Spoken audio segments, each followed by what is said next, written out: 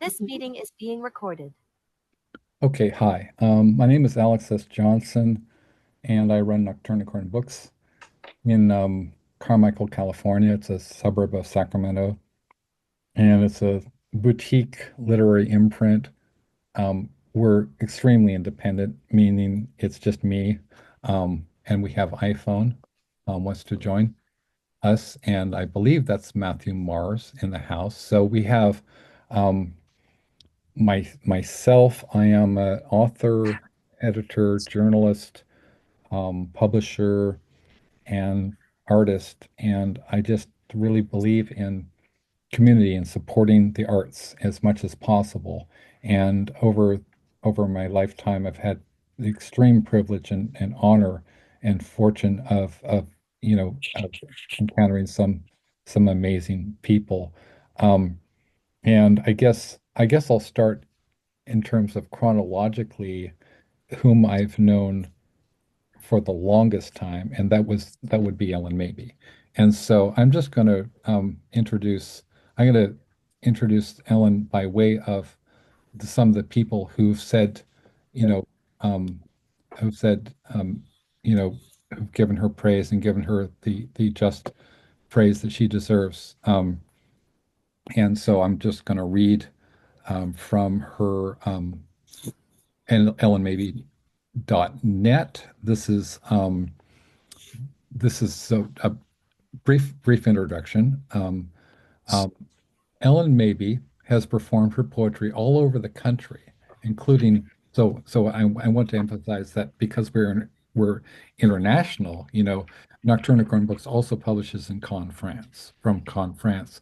So and you know so the country being the United States, right, has performed all over the country, but also all over the world, including Bumbershoot, the Poetry Project, the New School, Teos Poetry Circus, South by Southwest, Lollapalooza, Albuquerque Poetry Festival, and Seattle Poetry Festival. She has also read in Europe at the Bristol Poetry Festival, on the BBC, and in poetry slams and readings in Munich, Frankfurt, Hamburg, and Stuttgart. She opened the MTV Spoken Word Tour in Los Angeles. In addition, she has also read at USC, UCLA, CSU, and Cal State Fullerton, among other colleges. And I believe that you've read at my alma mater, Cal State Dominguez Hills, right? Yeah. Okay. Uh, So Yeah. let's see. Um, uh, Among other colleges. Okay. Writer's Digest named her one of 10 poets to watch in the new millennium. Her work has been included in many anthologies, including Word Warriors, 35 Women Leaders in the Spoken Word Revolution, Poetry Slam, Another City, Writing from Los Angeles, Poetry Nation, the Outlaw Bible of American Poetry, which, by the way, includes people like William S. Burroughs, Allen Ginsberg, Leonard Cohen, and some people who are actually mutual friends of ours who I'm also publishing, such as Nelson Gary, Mark Olmsted, um, Iris Berry, I haven't published. Um, but she and I are good friends for a long time. I've known Iris as least as long as I've known Ellen, and then also the next mhm. she was on the 1998 and 1999 Venice Beach um, slam team. So she can Yeah. improvise, right? She can improvise as well. She was seen reading her work in Michael Radford's Il Postino film, where he made Il Postino, which is about Pablo Neruda, right? Film Dancing with the Blue Iguana. And what this leaves out is that she read her own poetry opposite Sandra Oh, right, in a film that also stars Jennifer Tilly and Daryl Hannah, as in Blade Runner. Right. Okay, so this is some of the things that people have said about her, and this is one of my favorites, and I'm just going to read this one accolade because we're going to, keep moving. Um, so this is a review of her album Rodeo for the Sheepish, which I would Oh my God. has some of my favorite pieces by her, and I would, I mean, just go to YouTube, look it up, get yourself a copy. It's incredibly and I've listened to this so many times. It's okay. So this is a review of Rodeo for the Sheepish. Ellen Mabie is an irresistible force. To read or listen to her poetry is to gently and completely is to be gently and completely crushed, while simultaneously inspired and charmed.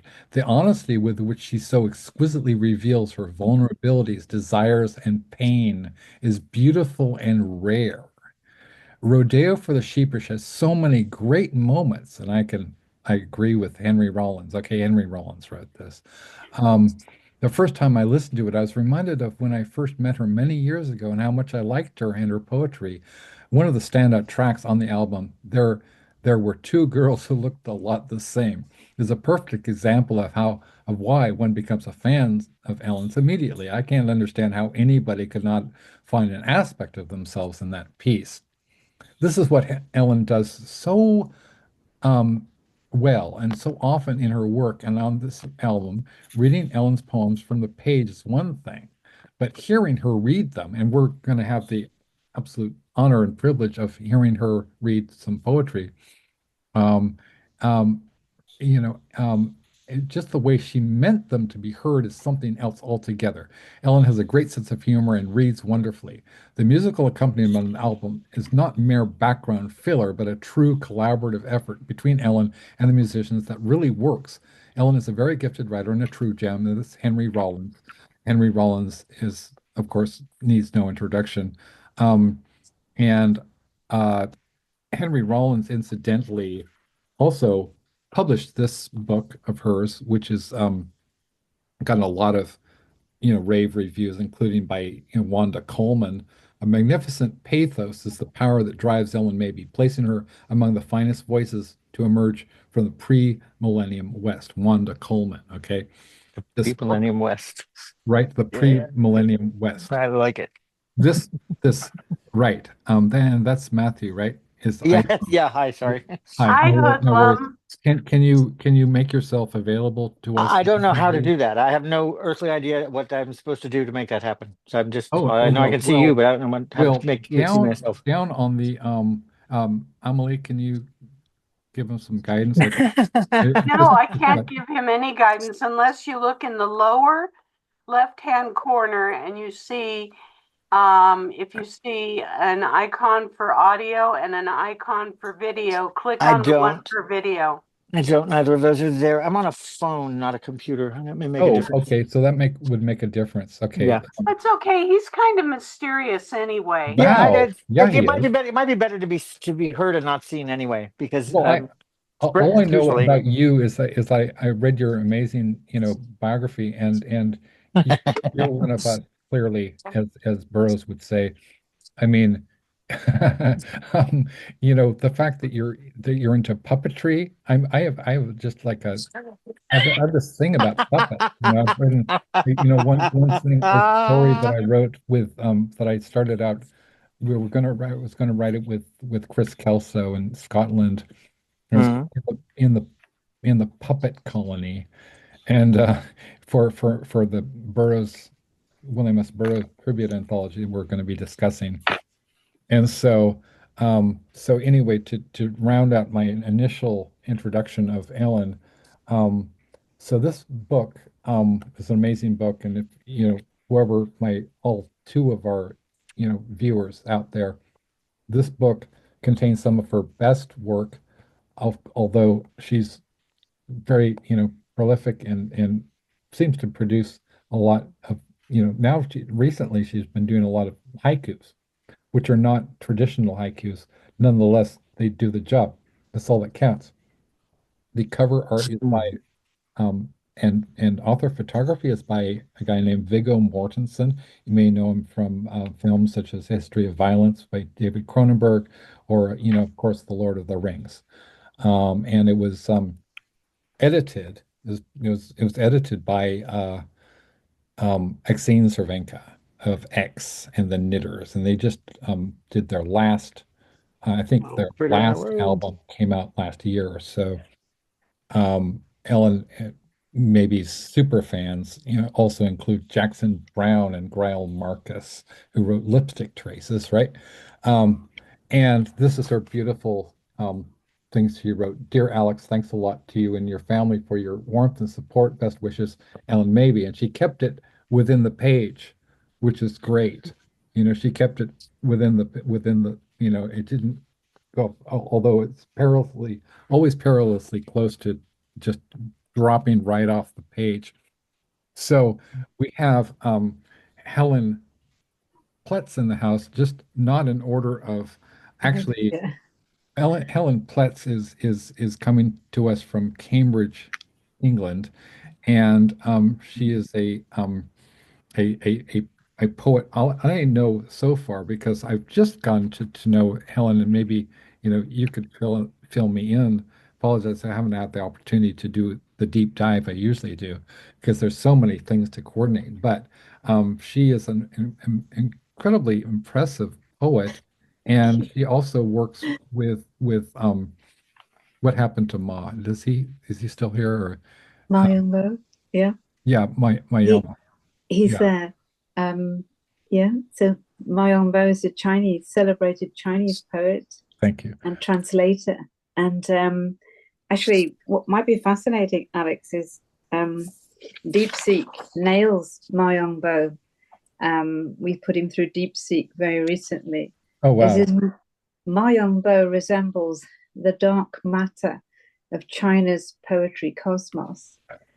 His, his gravitational pull subtly shapes Chinese poetry's evolution, yet his density eludes visible spectrums of recognition, operating at the margins of official narratives and popular readership. He sustains nuclear fission-like experiments in poetic consciousness Beautiful. and the state of significant minority epitomizes the tension between avant-garde poets and their epochs and a persistent dance. This is a persistent dance between invisibility and transformative power. Beautiful. It's Beautiful. scarily accurate. Yeah. Right.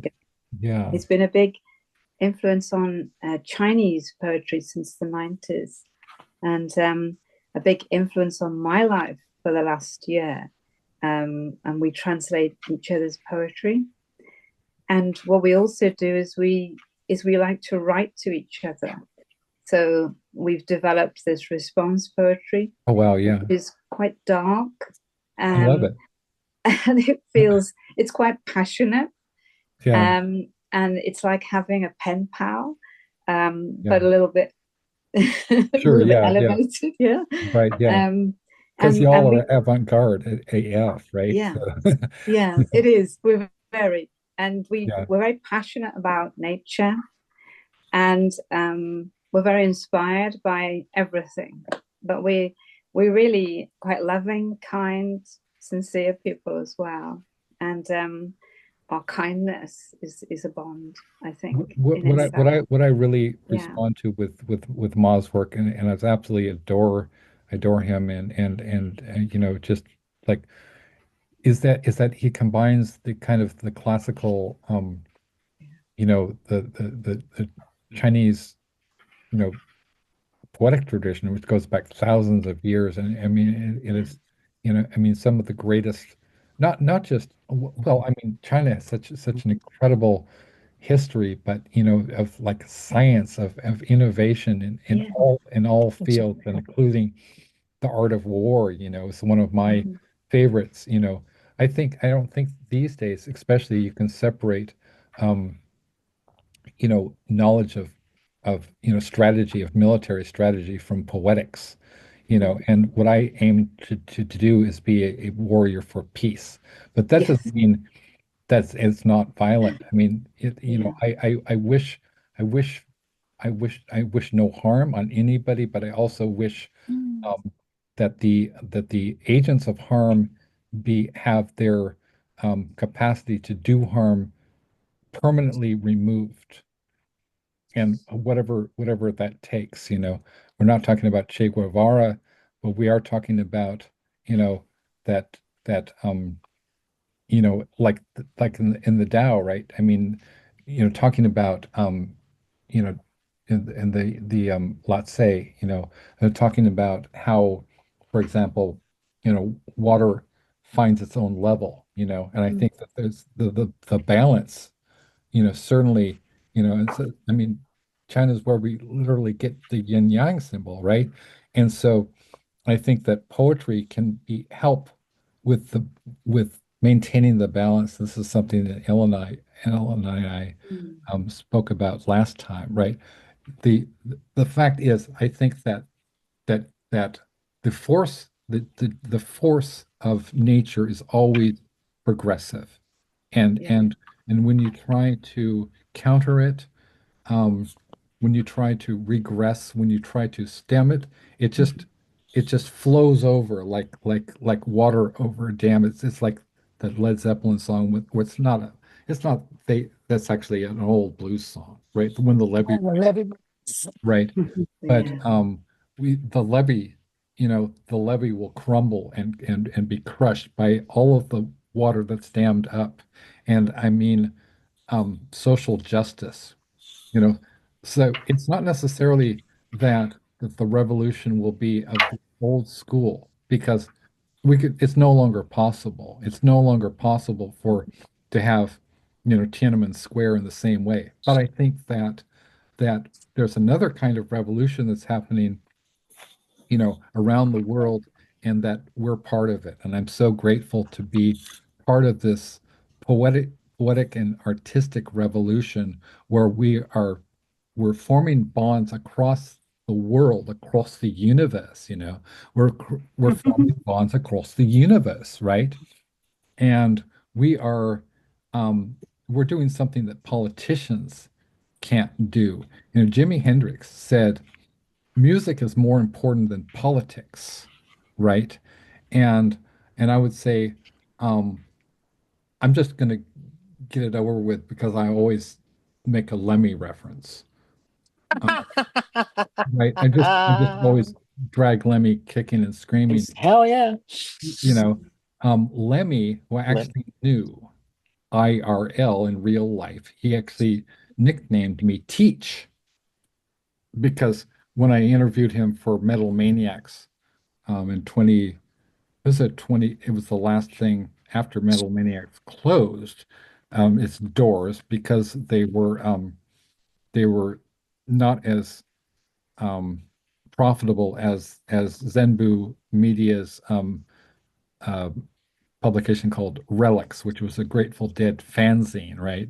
That this incredible Metal Maniacs magazine, which was a which was how, people like Lars Ulrich and James Hetfield from Metallica found other people around the world and to connect with, and ultimately created, like bands like Metallica and Venom and the you know those bands were formed out of the back pages of Metal Maniacs, so it was really corporate greed. But you know, what what people don't realize about Lemmy was that he was a true, we would call him an anarchist. He was a true social justice warrior in every sense of the word, and he was an extremely kind man, extremely decent and honorable and generous, and he knew more about history, especially World War II, than anybody I've ever met in my life. So just rest in peace, Lemmy Kilmister. And Ellen has agreed to write something for my Motorhead tribute anthology. I would hope that we would all, contribute to that one because, um, and also, speaking of England, as we were, so one of my best mates and my frequent contributors to my books is besides Graham Masterton and Maxim Jakubowski, um, and Chris Kelso he's in Scotland actually. Trevor Kennedy is in Belfast, Ireland, and then we have Anna Taborska. Anna Taborska is in London, right? She works for she's a documentary filmmaker. She's also does you know, short subject films, award-winning short subject films and feature films, fiction films. She's also a five-time Bram Stoker Award um, nominated author, and she has a degree in experimental psychology, I believe, from Cambridge. So she's a trip, right? She's extremely bright person, extremely kind. She's also a human rights activist, and she's a huge fucking metalhead. So shout out to Anna Taborska, right? She's Mhm. she when I asked her, she's contributing to the Black Sabbath book. We're doing a Black Sabbath book, which Ellen has a piece in. Um, our last thing that we just did, and I'm gonna move on to introduce Amelie, who's really here to coordinate, but it's also going to be, reading something. And so Amelie Frank, I know her from, I don't remember when we started talking, but it was, About what, 7, 8 months ago? yeah, 7, 8 months ago. And I wrote, Good glasses, Amelie. I Oh, thank spontaneously, you. I Thank you, spontaneously Hoodlum. wrote an entire um, poem about in real time about your cat, Oh, right? yeah, about toffee. Yes. About Toffee. And Amelie is widely recognized poet. She's just a sort of a fixture of the LA arts scene. She's been recognized by the city of Los Angeles as a a major contributor to the arts. She was the Badass motherfucker. emeritus um, member of the board of directors at Beyond Baroque Literary Arts Center in Venice Beach, and where I've read and I'm very very proud to be associated with Beyond Baroque, and there's well I'll get to that, but so Amelie is also the recipient of this year's Collective Paw Award. The Yay. Collective Paw is an annual award that I'm giving out to contributors to Nocturne Unicorn Books who have distinguished themselves in the arts, and certainly um, Amelie is so helpful. She's so helpful. She even drives poets around, poets who don't drive. I found out that was that Richard Modiano doesn't drive, right? Is that correct? Richard doesn't. Yeah, Ellen does. Scott Wanberg didn't. right, Um, Matthew can drive, but I've driven him around quite a bit. right. It's true. His laundry in my back seat. Thank you. Easy there, killer. Easy there, Amelie. You take it, don't hurt nobody. Oh my gosh. And so that's Amelie. And then Matthew Mars, who I've just had the pleasure of getting to know very, very briefly. He just sent me over his bio and such. All I know initially is that Ellen said when I was when we were kind of you know, doing the spade work as far as the Ellen Mabey tribute anthology. And she was like, you got to talk to Matthew Mars. So it's like, okay. And then, so Matthew Mars is kind of does it all, right? He's into puppetry. I believe that you've made puppets.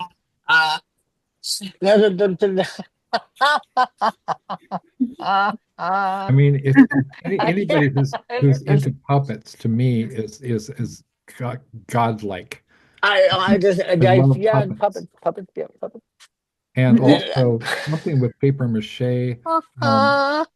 He's a musician. He is a photographer. He's a really good photographer too. He's a poet, and he's distinguished himself by by by surviving a drive-through.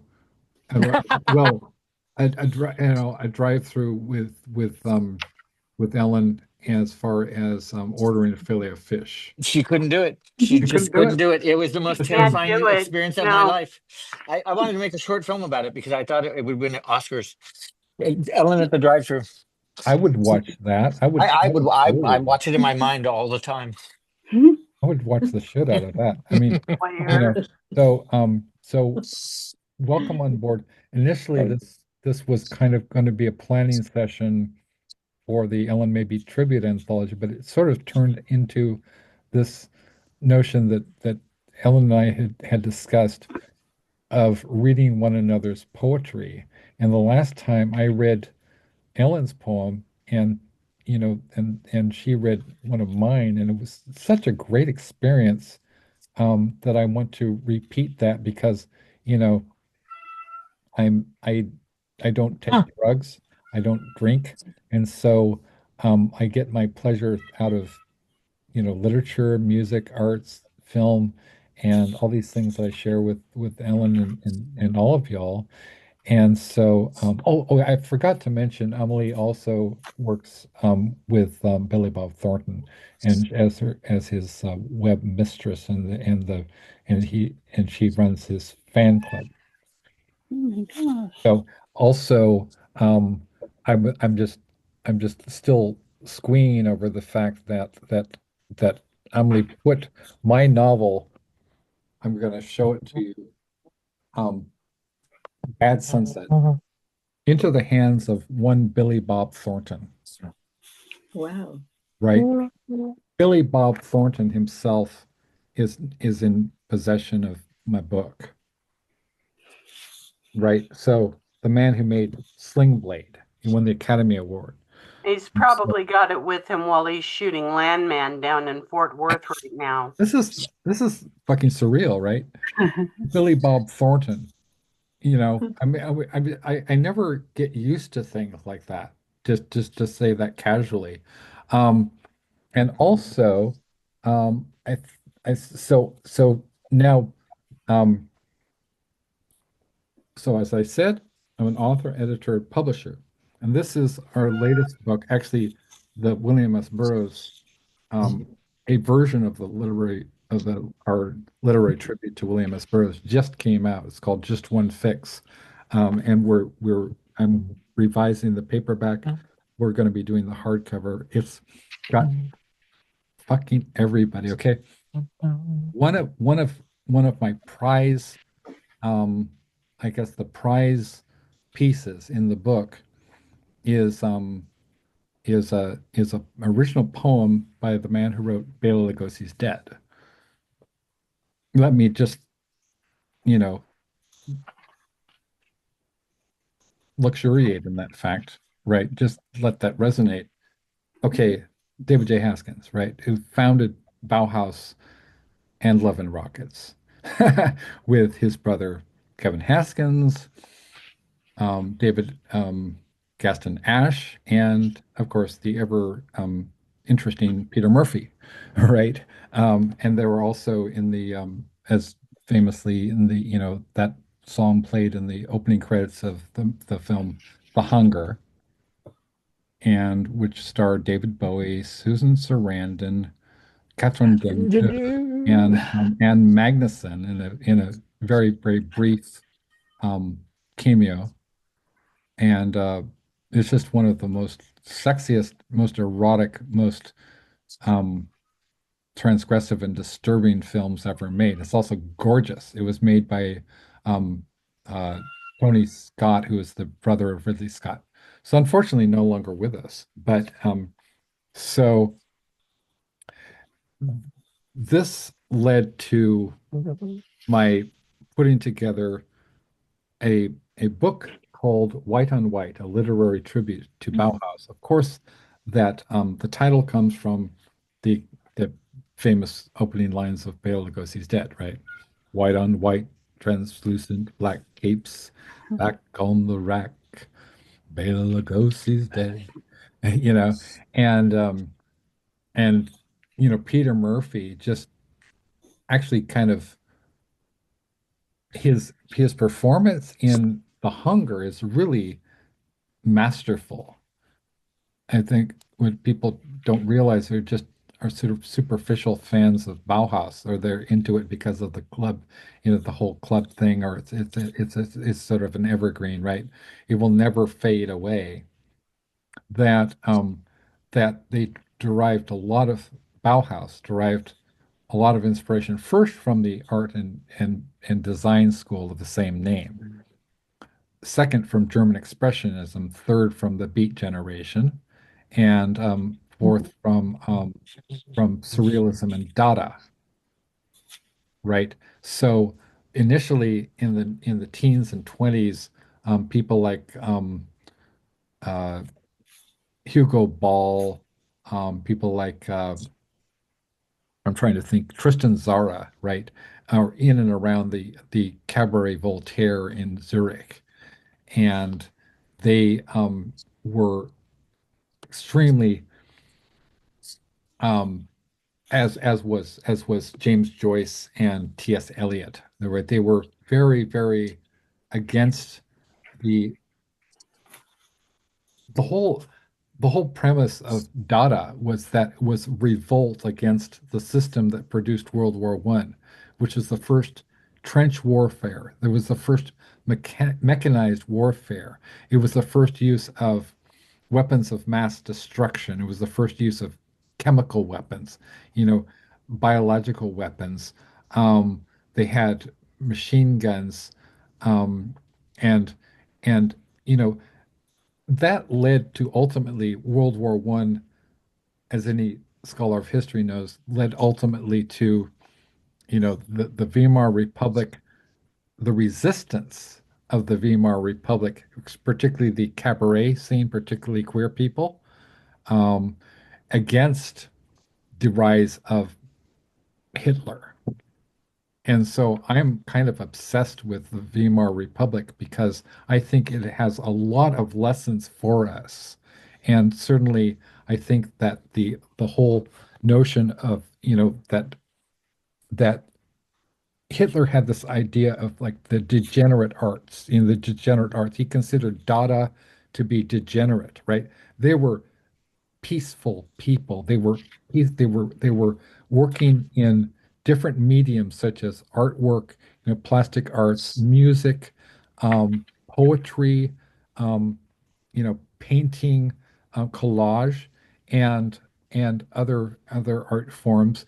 And it was just a giant middle finger to the the sensibility that emerged, kind of like, you know, the poem "The Second Coming" by W by William Butler Yeats, right? We talks about what great beast, its hour come forth at last, slouches towards Bethlehem to be born. He was talking about the Iron Age, or what the Indians call the Kali Yuga. My belief is that we are at the end of at that the Kali Yuga, and we're entering into the dawn of the of the age of Aquarius, which is where people like, like Ma Yongbo and the Helen Plitz, Ellen Mabey and Emily Frank and Elias Celeste Williams are we are part of this renaissance. And last but not least, um, uh, Elias Celeste Williams, aka Pickles. So Aaliyah and I are just our friendship is beyond anything. I think it's sort of like what it's incredibly hard to describe, when you have such love for somebody. So somebody who just melts your heart. I mean, Oh, Leah melts my heart. She's sweet. she's she's she's my heart. You know, and I can't, and like Ellen, I'm a very emotional person. I can't just sit here and say, oh, I wrote such and such and it won such award. I don't really fucking care about all that stuff. It's like, are you a good person? Are you there for other people? Do you have the collective paw spirit? You know, so Leah and I actually were the ones who kind of we came up with Collective Paw as a brand thing, because we were doing as we do. We would often have like meet in virtual space on Messenger, and watch videos together. And we were watching one of Ellen Mabie's performances, and she has the poem called "A Whiff of Wonder," right? And it has the line, and there's something in the collective paw. And we both said immediately, wow, wow, there's something in the collective paw. And we kind of fastened on to this whole idea. Um, and Aaliyah comes from Quakers, a long line of Quakers, and her grandfather was a minister in New Orleans, and they were driven out of New Orleans by the Ku Klux Klan. And so they went to Detroit, and then they wound up in Monroe, Michigan. It's a very, very rural area of Michigan. It's a lot of Native American heritage, a lot of Native American burial grounds, and it's very much out on the end of the country, and a lot of animals. My aunt was the principal of Monroe High School for 25 years. Your Holy aunt was? shit. My great aunt was the principal of Monroe Oh, High School for 25 years. wow. Oh my gosh. Really? Yep, What are Catherine the Flood. odds of that? What was the name? Catherine Flood. Oh, That's okay. Well, then amazing. she must have come before I attended there, but that's amazing. What a weird Yeah, coincidence. Monroe's a lovely town. I like Monroe. Always Thank did. you. I like it too. So And Alex, yes. we are running low on time here. Oh, okay. So could you read your especially if we're poem? going to be reading Ellen's material. Yes, absolutely. Do you want to read Yes, I have a poems? piece of hers from Oddball magazine. Great. It is about Ruth Bader Ginsburg. Nice. Oh my God. That's so And cool. here's my action I love figure. Hey. I just wanted to show that off so Ellen could see it. So She fucking has a cool. gavel. Nice. So anyway, I just want to keep things moving. This is called God bless you. RGB. There's a flurry of judicial callers lining the clouds. Every decision and every dissent stays in the air like a musical breath. With your penchant for opera, you were a armada of wisdom, holding on through the ravages and chaos, pioneer and epic, full of verve and mind-shattering strength, wearing resistance and resilience on your soul, supreme being, super shiro, legendary icon for good. You will remain larger than life in our memories. Breathing your last breath on Rosh Hashanah is said to be the way of the righteous. You were notorious, thrilling, doing what you were put on earth to do. You leave behind stardust and legal briefs and push-ups and tenacity. You were the first in your class. You were one of the kind. You are remembered with respect. The opera glasses hang in the air, waiting for more and more and more to see how you become music. Through the sky, wisdom sings our hopes awake. Your legacy still lives on earth and every constellation that needs truth. Oh, Ruth Bader Ginsburg, you are so dearly missed. It is now up to us to put on our collars and walk into the future with the opera whispering in our ear like a ferocious future and a crescendo. It is now up to us to sing your memory home.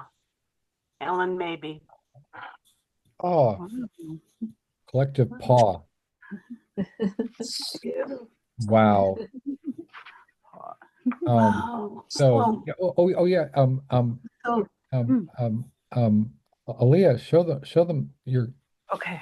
collective Yeah. paw. I don't know if you can see it. I started the design for the collective paw logo design thing. I don't know. It's in pencil right now, so it's kind of light, but I'm gonna so it's like a paw, and I'm gonna do some mandala work and put some animals in here. I can't wait to get mine. Thank you But so much yeah, for I reading that started poem. that. That's incredible. It's I far from done, but love it so much. Beautiful. thank you. So Aaliyah and I wrote a book together with our friend Sandy DeLuca. It's called Thunderstruck, a dark poetry collection. The cover art is by Sandy DeLuca, who was also a witch, and she's a novelist, she's a poet, she's a fine artist. And the cover design was done by our friend also in the UK, because we have a lot of mates in the UK, Adrian Baldwin. And so he does all of our stuff. He does the layouts, he does whatever. He's incredible.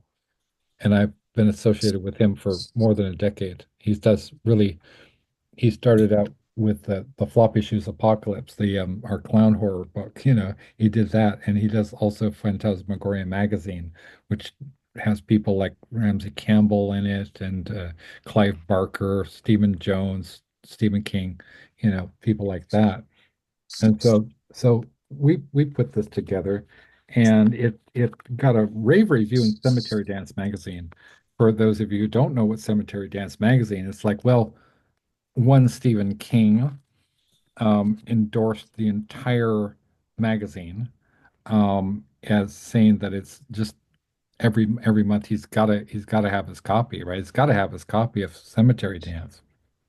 And so we were very, very fortunate to have a rave review in Cemetery Dance magazine, which said basically that, if you've got a horror poetry collection and you don't have Thunderstruck, then what are you doing with your life?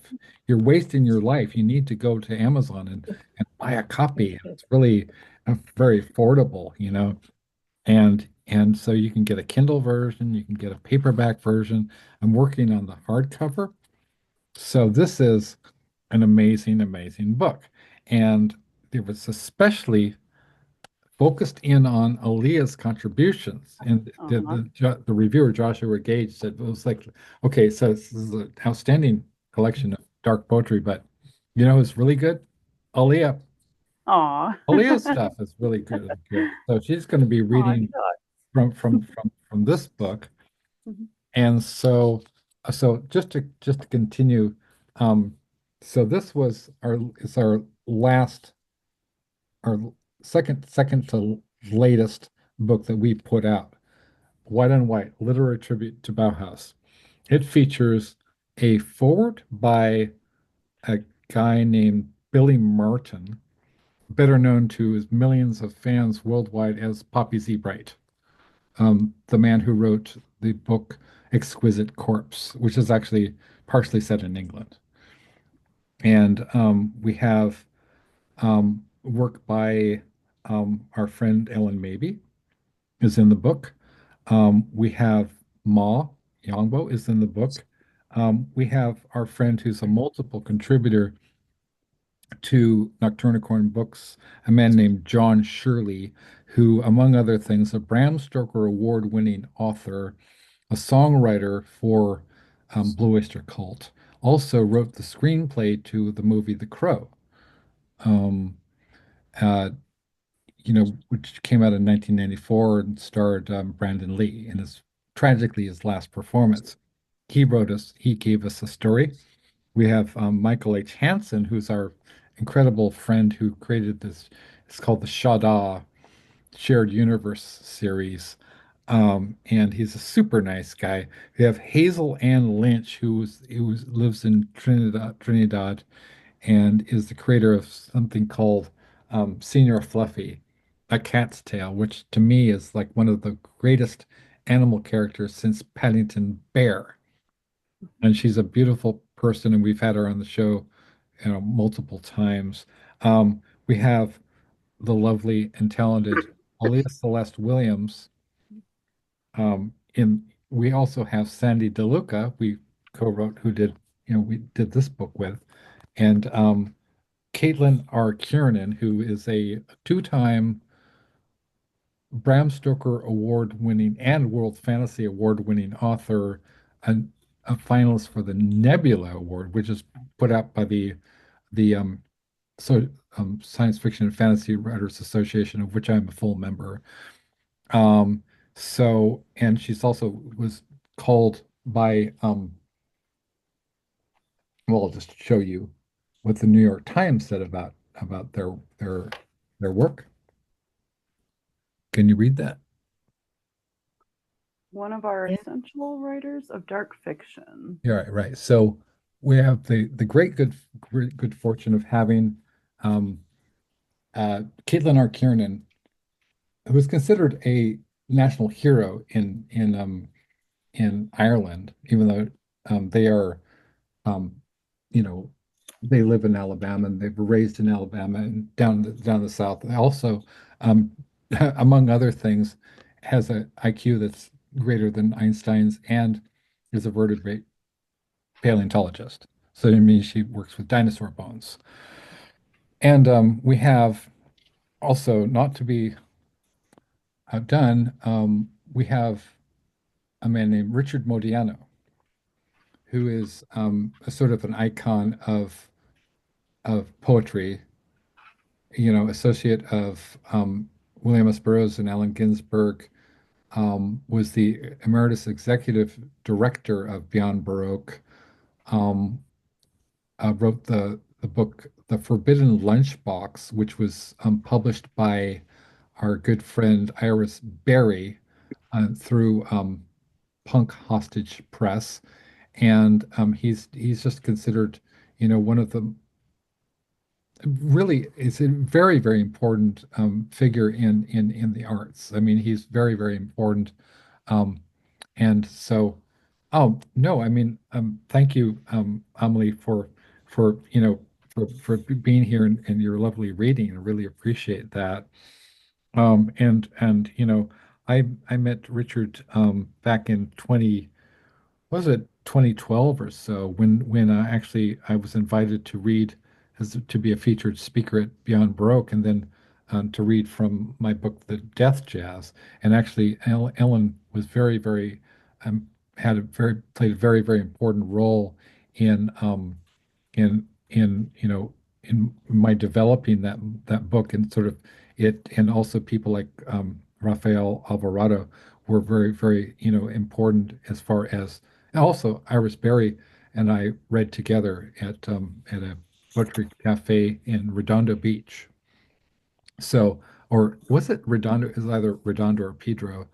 And so Richard is we also had him on the show with I was Emily, were you there as well? And we had Rick Lupert and K.R. Morrison and Richard and Mark Olmsted, who's also in the book. So all those people were in the book. And then we have Krista Velisario, who is the National Beat Poet Laureate of Greece, who is a that's that the that is given out by the National Beat Poetry um, Foundation Incorporated. That's Deborah Tilson Code. Is that um, and she sort of coordinates the National Beat Poetry. It's not just it, which is also international. So we have also the National Beat Poet Laureate of Romania, Daniela Wachu, who was originally in our book, along with Rick Lupert, called Anthem, a tribute to Leonard Cohen. And we have next, and then I'll speed this up. I'm only going to hit the highlights because there's about 50 authors here. Um, so back in the 1970s, it was very, very difficult, as it is still is to a certain extent, for women and girls to be recognized in rock and roll. And you wouldn't have people like Iris Berry um, without the foundational work of this author. Her name is Carrie Lee Chrome. Carrie Lee Chrome was 14 years old when she was signed to a songwriting contract um, to write songs for a band that she and her, I guess her girlfriend, Joan Jett, formed, called the Runaways, and it was inspired by people like Susie Quatro. It was inspired by old R&B. It was inspired by rock and roll, OG rock and roll. The reason that they chose those names, like Carrie Lee Chrome and Joan Jett, is because 1950s Cold War, that whole kind of the tail fins and the sort of the chrome, and you got the whole car culture that my dad was a part of. And so, and she wrote such songs as Waiting for the Night, California Paradise, which plays in the soundtrack to the movie, the Runaways, which was played by actually sung by Kristen Stewart. I mean, not it was played by Kristen Stewart and sung by Dakota Fanning, right? So they're both in that film. Also, as Michael Shannon as their Svengali manager, Kim Fowley was a real shit. But anyway, so we have Carrie Lee Chrome wrote an original piece for us, original piece from the woman who wrote California Paradise, right? That's not nothing, man. We have Jarbo, who was part of an extremely important and seminal band called Swans. They're so good. I mean, if you haven't never heard of Jarbo and you're um, a what into music or my goodness, I mean they've done so many incredible songs, and then Jarbo's solo career is amazing too. Jarbo gave me permission to use the lyrics to The Lonely Voyeur, which was a song that she wrote, and I put Jarbo and then Aaliyah's poem after Jarbo. So it's a good, cool match. It's sort of like with the Bauhaus, the Bauhaus and Aaliyah pairing in the Junk Merchants. And then we have our good friend Tara Van Flower, who was the co-leader of a band called Lycia. And they're also toured with Type O Negative and collaborated with Type O Negative, which is one of the most important bands in in the history of, like, you talk about goth, you talk about metal, so important and so influential. They did that song. I mean, Black Number One. It was just the tip of the iceberg, right? And then Black, Black, Black, Black number one, and of course we have Ma Yongbo in here, and so I. I really think that now we should just sort of plunge in and get our, hands dirty. And um I I would like to ask Ellen, we previously discussed her reading one of mine, and then I'm going to read one of hers. Okay, yeah. This is a new poem that Alex wrote called Free Fall for Democracy. And it said inspired by my work. And thank you. It's so beautiful poem. I heard someone on an airplane declare a general sale on all things democratic. On the Greek root word demos, meaning the people caught in the gears of the garage door, closing us all in like a lunatic asylum for spice oranges. On the popular but ultimately fallible notion that given sufficient will, the body politic will reverse its trajectory towards sponge and become Arnold Schwarzenegger, on the dangerous but ultimately liberatory idea that kindness and hope in any combination whatsoever will yield a bumper crop of weaponized roses, on the unlikely but fabulous concept that life in our increasingly chaotic and unstable United States of amnesia will ultimately do a focus pull and resolve into American in Paris, starring Gene Kelly's Girl Friday taking over the leading role, On the statement by Percy Shelley, husband of the jaw-droppingly genre-founding Mary, daughter of Wollstonecraft, that poets are the unacknowledged legislators of the universe of Stephen Sondheim musicals, practically folded into Leonard Cohen's kit bag. On the radical essence of being human, animal, but also vegetable, mineral, and ultimately such tender companions as plastic bottles anointed president of the tearfully joyous. On the beauty of rainbows, sunsets, empty movie sets, growing a garden of confetti, planter boxes around the cars. Oh, sorry, around the.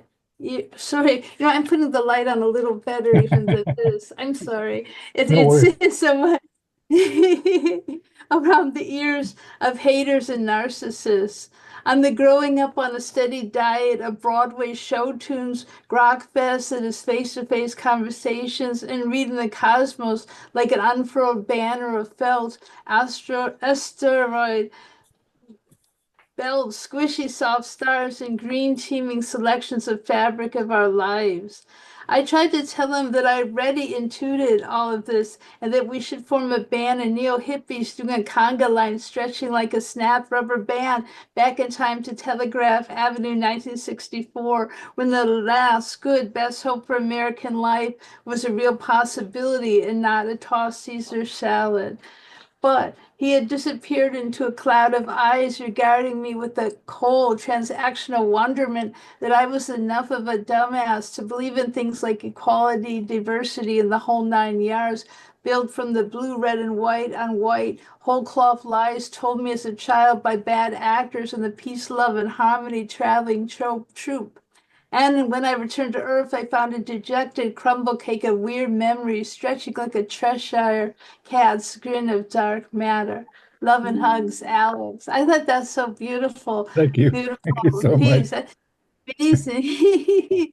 Thank you. And I say, Thank you. yeah, it's so cool. This really, Yeah, I mean, yeah. there's a lot of tropes of Ellen Maybe tropes that you will find if you're a scholar or a student of Ellen's, and then Ellen Maybe Telegraph Avenue 1964 trope is consistent, and that's because it's her birthday. I mean, I didn't realize for the longest time that we're about the same age. I always thought she was much older, and that she remembered, Telegraph Avenue like an old hand, like an old hipster. Whereas that was actually a bit of a sort of a nod to Allen Ginsberg.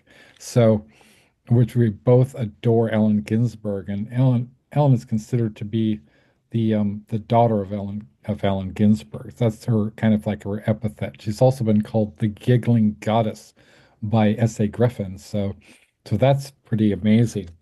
So I'd like to thank you so much for your beautiful reading, and it really kind of hearing you read my stuff, and because yes, I did work in a lot of Ellen maybe Easter eggs. So her people like Grail Marcus and Jackson Brown would be able to grok that, and hopefully, what, I'm trying to get Patti Smith on board. I'm trying to get Patti Smith on board with what we do. And it's not quite out of the realm of possibility. I mean, she writes songs for Blue Oyster Cult. John Shirley writes songs for Blue Oyster Cult, right? We're 1 degree, 0 degrees of separation from Patti Smith. In fact, I had a nice little exchange with her on Facebook, and so did Aaliyah. She's Right? my Facebook friend. Yeah, we're all Facebook friends Yay. of Patti Smith, which is quite generous of her, and that she would. Also, I need to mention that Ma and I are writing a book together. We're collaborating on a book, and it's called River of Stars, and it's going to be published by Anxiety Press.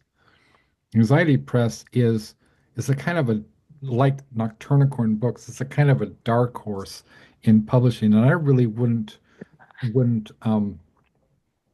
allow my stuff to be published by just anybody, right? Because I'm I'm really right need to have my control over my work and a lot of people I just do not trust most people.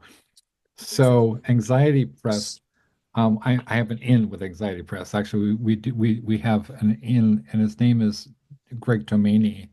Greg Tomani is kind of like who wrote this book called Gale Wolf, which I had the honor of writing the foreword to, right? And he's extremely gay.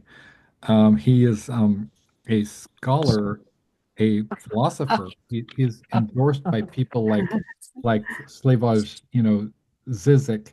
Cornel West wrote the foreword to his encyclopedia of it was a sort of a systematic um, philosophical treatise. He also it's the first from an American to write a systematic, philosophy. You know, well, we'll get into the whole distinction between the systematic philosophy and the continental school, which is more like Hegel and people like that. But anyway, he is endorsed by the likes of Gayatri Chakravorty Spivak.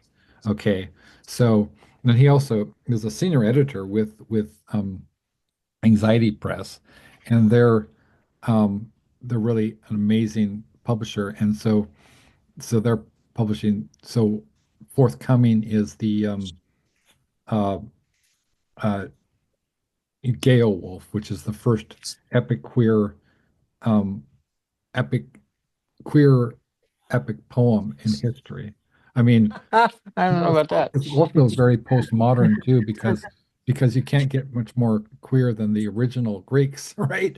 I mean, so and also in addition, they're going to be publishing our Ma and I collection of poetry. It's called River of Stars, and we've made a steady, we're just working on it. I sort of try to write a poem or at least one poem a day, but we have a number of poems that we've collected together, and so and just wow. So that is and then we're working. I'm working with Cody Sexton, who's the publisher of Anxiety Press, on the cover art. So my concept, just to sort of a sneak preview, is I wanted to have a kind of like a like a literal river of stars. So it would be like sort of like one of those things that the like rhythmic gymnastics, when they twirl those whatever they're called, right? I sort of like one of those banners, or and sort of rolling through the night sky, and then have all these, so like these stars, and right, a river of stars, and then have all these asteroids and planets like that. And so I think it's going to be really amazing looking book, and the contents, of course. You gotta, you know, gotta gotta understand, for all of our two viewers, that Ma Yongbo is the Chinese translator of Moby Dick. And that's just one. Um, and I believe that sold, how many copies did that sell? It sold 500,000, So above 500,000. Yeah. So I am like I and Ellen, we both have a learning disability, which is also Leah does too, called dyscalculia, which means that we cannot do math for shit. However, even I know that that means half a million Really? copies, Yeah. half a I think, million and, copies. and that was last year. He And that he was told last me year. the figure last year, so it may be more now. Yeah. Right. And and he's translated everybody, right? Yeah, over 80 to 90. The American greats Ashbery, Yes. Dickinson, and even very, very recently he translated 10 poems by Guizet. last December, but they're not published yet in By China. by Zizek? By Gizeh, Peter Gizeh. Oh, Peter Giese? Gizeh, yeah. Wow. So I'm more familiar with poets like William Carlos Williams. Yeah, Patterson apparently is a big seller as well, right? yeah. Emily Dickinson. Um, I mean, but Melville, like the fact that you know, I mean, I'm a little bit of a crazed person when it comes to Melville, right? Yeah. I don't know where to begin with Melville because Billy Budd. we're as our friend and frequent contributor Billy Martin Poppy Z Bright says that he says, well, that Moby Dick is a great queer horror novel. It's true though. It is a great queer horror novel. They're so gay. So gay. Yeah. Right? And it's just you don't even have to read between the lines. It's like, and then I mean when okay, so it starts out with Ishmael is at this boarding house in this Sleeps with Queen Queen. right with it's called I forget the name is like the spout or something, right? And it's all these double entendres, right? So he's waiting, he's heard that there's a harpooner. Okay, it's a harpooner from an imaginary South Sea island tribe. Okay, so even though Melville had actually was a whaler, he had been to the South Sea Islands and he'd written books like Typee, and all that. But he made up he made up an entire South Sea Island country, right?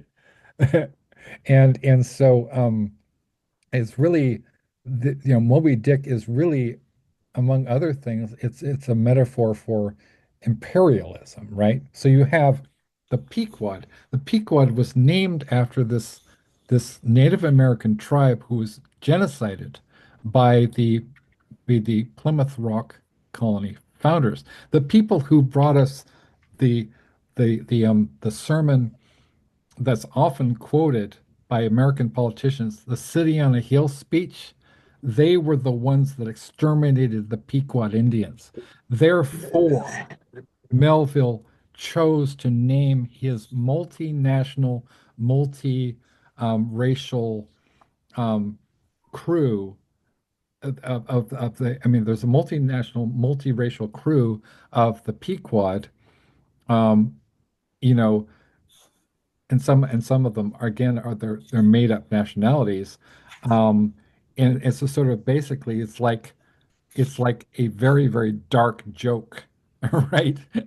And so in the beginning, um, you know, Ishmael is waiting for this harpooner he's heard reports of that he's crawled out of some dark holes. Okay, and he's afraid that the harpooner is going to come and be with him as his bedmate. Well, as you know Foucault talks about the fact that the whole concept of homosexuality was an invention of German scientists in 1840. That back in the day, it was really there wasn't it was very, very open and very, what we call homosexuality was just sexuality. And so, and especially with sailors, and it's extremely common. It's a kind of a cliche. It's a joke, right? So of course they were gay. And so then even I think there's even something in Abraham Lincoln's journals about that. So comes in and there's an incident that occurs which is sort of like in the old 1940s movies, the camera would just go to the fire, right? Or you would see like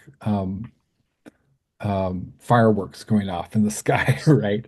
And then it draws the curtain of discretion over whatever transpired, right? And then in the morning, um, Queequeg has his arm around his companions and described as like the honeymoon, the morning after the honeymoon, right?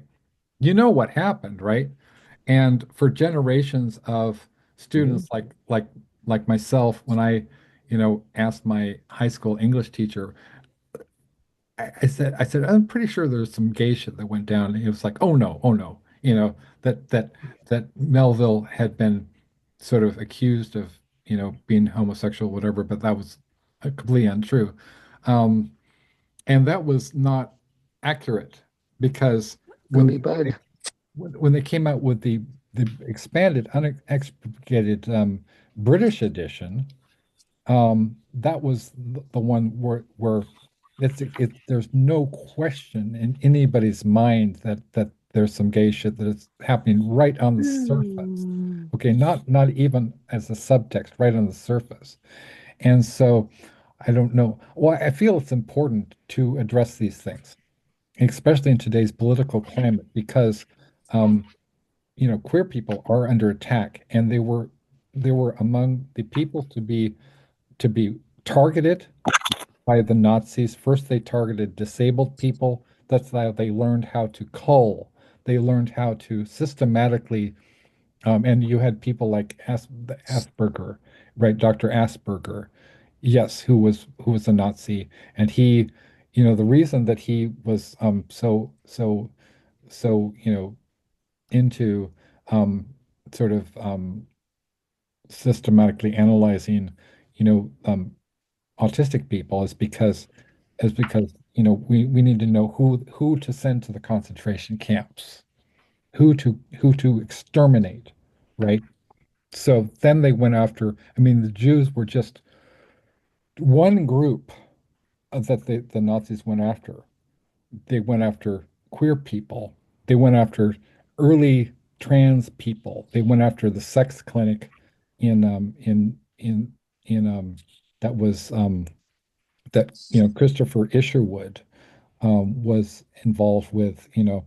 They destroyed all of this foundational research in sex, gender affirming, surgery and whatever.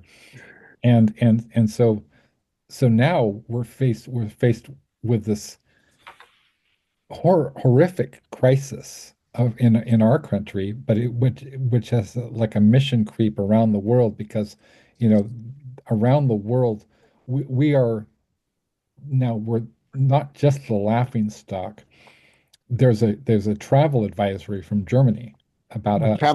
There's a travel advisory from like 6 or 7 different countries, actually. Six or seven different Kind of countries. crazy. Can I interject something if you don't mind? Because Absolutely. I'm going to run out of time myself, but it's just interesting that you brought up exactly what you just brought up, because the piece that I wanted to share today is called Political Science, and it's about exactly what you're talking about. And By all means.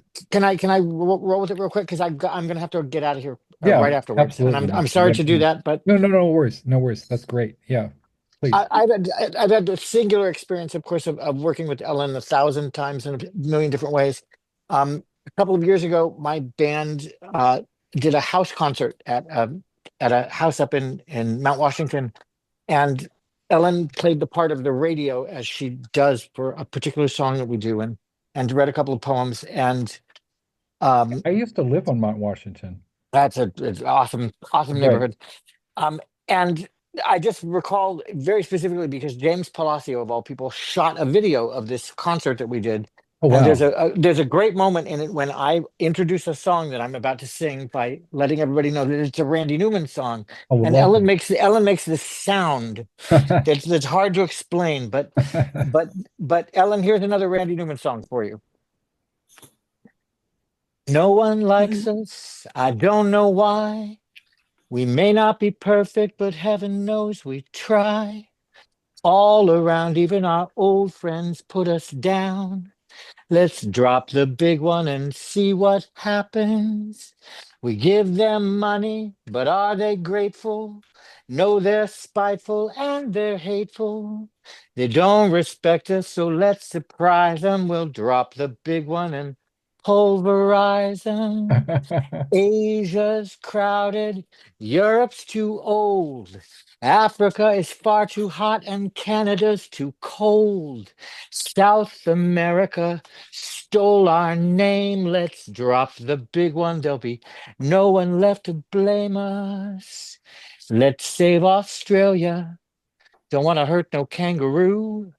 We'll build an all-American amusement park there. They got surfing too. Boom goes London and boom Paris. More room for you and more room for me. Every city, the whole world round will just be another American town. Oh, how peaceful it'll be. We'll set everybody free. You'll wear a Japanese kimono, babe. There'll be Italian shoes for me. They all hate us anyhow. So let's drop the big one now. Let's drop the big one now. There you go, Ellen. There's your random moment for the day. That's Yes. awesome. Are you? I hope that you have that to music that You right. hope that I have the what happened? Oh, I hope that you have that to music, and I hope that you will contribute to the to more than one of our anthologies. I would love to. I'd be happy to. I'm terribly intrigued by the stuff you're doing. It all sounds awesome. Thank you so much. I wish I could stick around farther, but I have a ton of shit I got to do, and if I don't get out of here now, I'm never going to do it. Okay, really appreciate you. Well, Bye, Ellen. Have a my good mom one. says hi. My mom good. says hi to you. Good. Hey, Judy. Tell her I want a goddamn cookie. Nice to meet you. Judy's one of my favorite humans in the world. Nice to Awesome. meet All right, you. I'll see y'all later. Have a good one. You Take too. care. Bye. Okay. Okay, Thank you. bye-bye. Bye. Bye-bye. So what I want to do now is I want to read A Day in the Life of a Working Poor Xylophone Maker. It's my favorite Then one of all things. I want to go to Ma, and then I want to go to Helen, and then I want to go to Aaliyah, okay? All right. So remember that for me. Whoever, just All right. I'll be my collective paw brain. Okay. This is from the Cowardice of Amnesia. A Day in the Life of a Working Poor Xylophone Maker by Ellyn Mabey.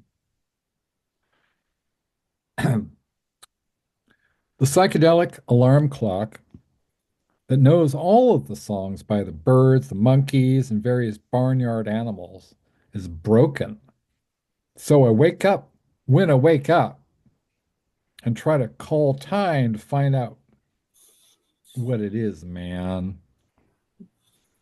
But the collection agency took my phone away, so I put on some bell bottoms and trust the sun like a compass and try to estimate time. LA, a smog urchin of the science fiction nightmare, so my eyes begin to sweat like Bruce Springsteen's forehead in a bandana after a concert in Wyoming. I still don't know what time it is, but I remember my upstairs neighbor has a grandfather clock, so I walk upstairs and realize she's run off with my boyfriend, Tyre, an automobile mechanic who only fixes deadhead vans. They left a hologram for the slum landlord. I read it best as I could with the help of a tiny PIM strobe light. Dear slum landlord, we charged $1 extra for rent every time we played truckin'. Who drew a Salvador Dali mustache on the poster of Janis Joplin. We're leaving this land to start a new life defending tubas from the threat of harmonicas. Tyre used to think the feminine nombre of El Salvador was La Salvador. and that they were separate countries, but agreed on I before E except after C. Ciao. There were edible tambourines in the oven. Meanwhile, the oven was involved in a court case charging Brillo pads with unnecessary cruelty. So 1984, I went hungry and went to work at Vegetarian Records and Benevolent Videos. My job is at a record store that ironically doesn't sell records. We sell software, hard contact lenses, guitars that gently weep, hysterical mandolins, drums that chant, day glow patio furniture, compact discs, and there's a 12-inch singles dating club for classical and rock fans who like Bach and Bachman Turner Overdrive and know the difference between G sharp enough to cut glass and G dull. My record store has only one employee, me. It has 85 bosses.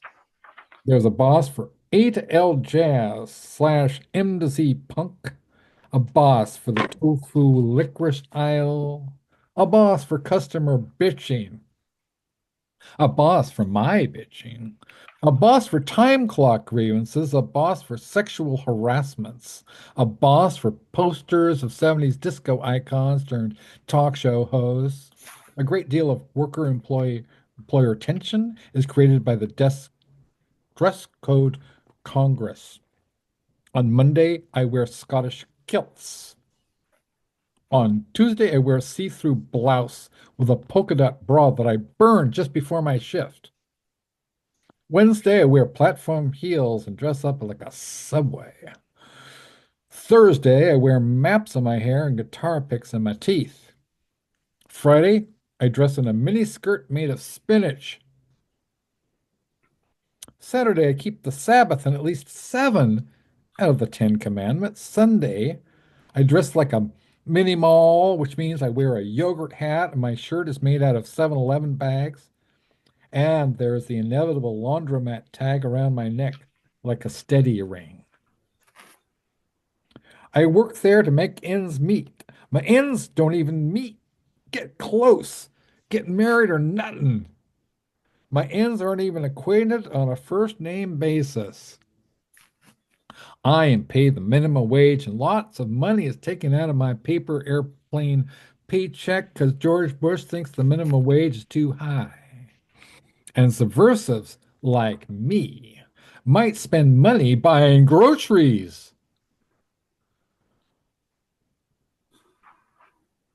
I've had weeks where toothpaste on crackers was both meal and hygiene. This while Aaron Spelling builds his 800,000 square foot home for two. The murder of Robin Hood remains unsolved. Being the only employee has its moments. The League of Athletics for Macrobiotic Record Stores disqualified me, saying there is no way I can be shortstop, pitcher, cotton candy hawker, and left fielder. I said, yes, yes, more. More. I am a liberal, and I saw Tom Waits playing Babe Ruth playing W.C. Fields in a movie once. It can be done. Needless to say, my team made the solitaire finals. Right. People tell me I'm modest, but I have a thriving xylophone making thing going. In some circles, I'm known as the Les Paul of the xylophone. Granted, I haven't sold any, but not because they're atonal. The true reason was a jealous accordion player with a John Wayne fetish saw me picketing his star in Holly Heights Boulevard screaming, Custer died for your sins, and pow wow power. A xylophone maker has to follow her heart. I recognize Woodstock Nation, Anarchist Nation, Sovereign Nations, and I recognize the state of Kansas from an airplane. So that's a typical day for me. At night, I look at tea bags till I'm drowsy. My stove is repossessed, so I can't cook no more, but I'm keeping a stiff upper lip. There's hope. Someone brought a Victrola record player into the store, and the boss of employee pats on the back every time I get that I'm about to get a real job selling kazoos. Look, hands me that mystic, almost dinosaur-wise LP dog and says, "A counterfeit penny for your thoughts." I smile as the Victrola dog gives me the victory sign. He has something up his paw. It looks like revolution from here. I swear this dog has Che Guevara's chin. Someday our song will be played. So that is from The Cowardice of Amnesia by Ellen Maybe. Wow. Oh my gosh, Alex. Read so beautiful. Wow. Oh my goodness. Thank you. Thank you. Thank you. Wow. So now I would like to ask Ma Yongbo to read anything. Okay. Let me express my simple emotion for all of you. I will read a poem to Ellyn, maybe with my poor English, the singular person. Every person is a crowd. Behind every person stands a crowd. Every person's face is blurred, pointing fingers, playing timbre radios, making faces at each other. Every person is the background of others. Every person stands behind others, pointing fingers. No one is themselves. Every person's face is blurred. Every head grows on another neck. Every person has countless heads. One is cut off, another pops up. Then a solitary woman appears. She refuses to become a crowd, refuses her mind to be a racetrack for others' thoughts. With a quiet voice, she seeks an ancient silence, like a candlelight trembling before an altar. A knowing smile at a long-awaited reunion, like a confident sleep after passion, like a snow-laden boat drifting toward distant blue on an early spring sea. Instantly, all those in the square merge into one, a giant that unifies the plural and the singular. Metallic body, cracked mud feet, a head of granite, waving 1,000 weapons like the 1,000-headed Guan Yin. Between this transformer and that quiet woman stretches a non-existent homeland and a desert vaster than any map. I will read this poem in Chinese. 单数的人致艾琳眉笔。每个人都是一群人，每个人的身后都站着一群人，每个人都面目模糊，指手画脚，每个人都打着哑巴迷，互相做着鬼脸，每个人都是他者的背景，每个人都站在别人的背后指手画脚，每个人都不是他自己，每个人都面目模糊，每个人的脑袋都长在别人的脖子上，每个人都长着无数个脑袋，砍掉一个又冒出来一个，这时，一个孤零零的女人出现了。她拒绝变成一群人，拒绝让自己的脑袋成为别人思想的跑马场。她用安静的声音寻找一份古老的寂静，像是祭坛前颤抖的烛光，久别重逢时会心的微笑，像是激情过后自信的睡眠，像是一条载满雪的小船，在初春的海上飘向蔚蓝的天边。于是，广场上所有的人立即组合成了一个人，一个复数与单数统一的巨人，金属的身躯，开裂的泥足，花岗岩的脑袋，千手观音一样挥舞着千般兵器。而在这个变形金刚和那个安静的女人之间，横亘着一个并不存在的祖国和一座比地图还要广大的荒漠。Thank you. Oh, it's beautiful. Thank you. It's so beautiful. Oh my That gosh. is for Oh my my, Beautiful. poor my gosh. or English.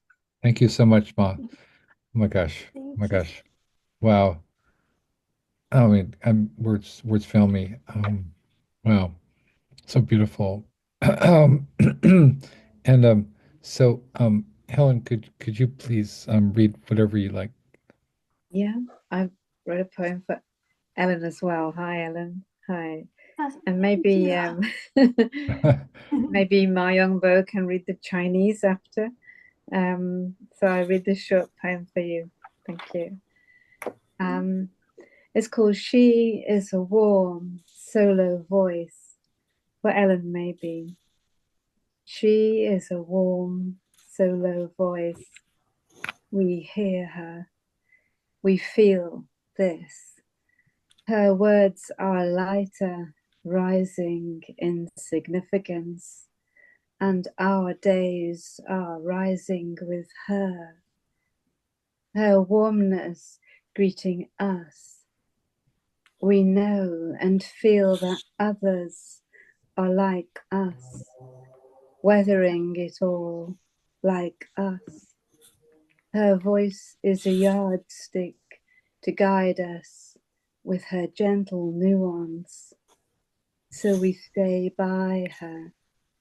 Let the music amplify her, and all of us are amplified by her. Beautiful. Oh man. Beautiful. Thank you.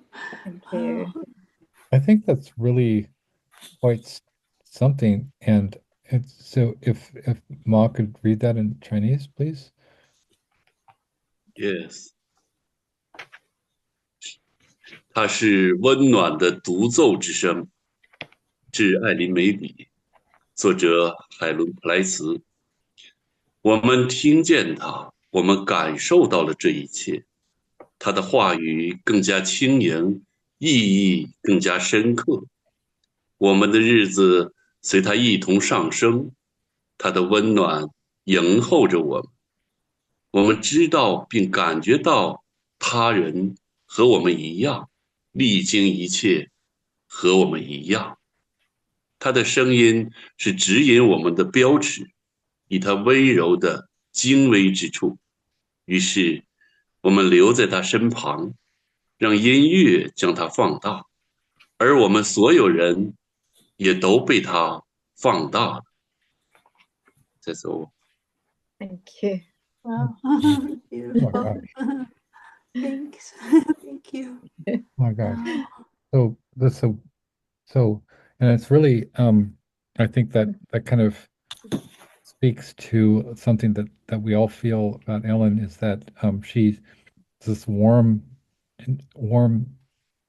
nuanced presence that shows that like water or like water, okay, I'll just say like water, that water is incredibly can be incredibly gentle or it can be or it can wear away a mountain.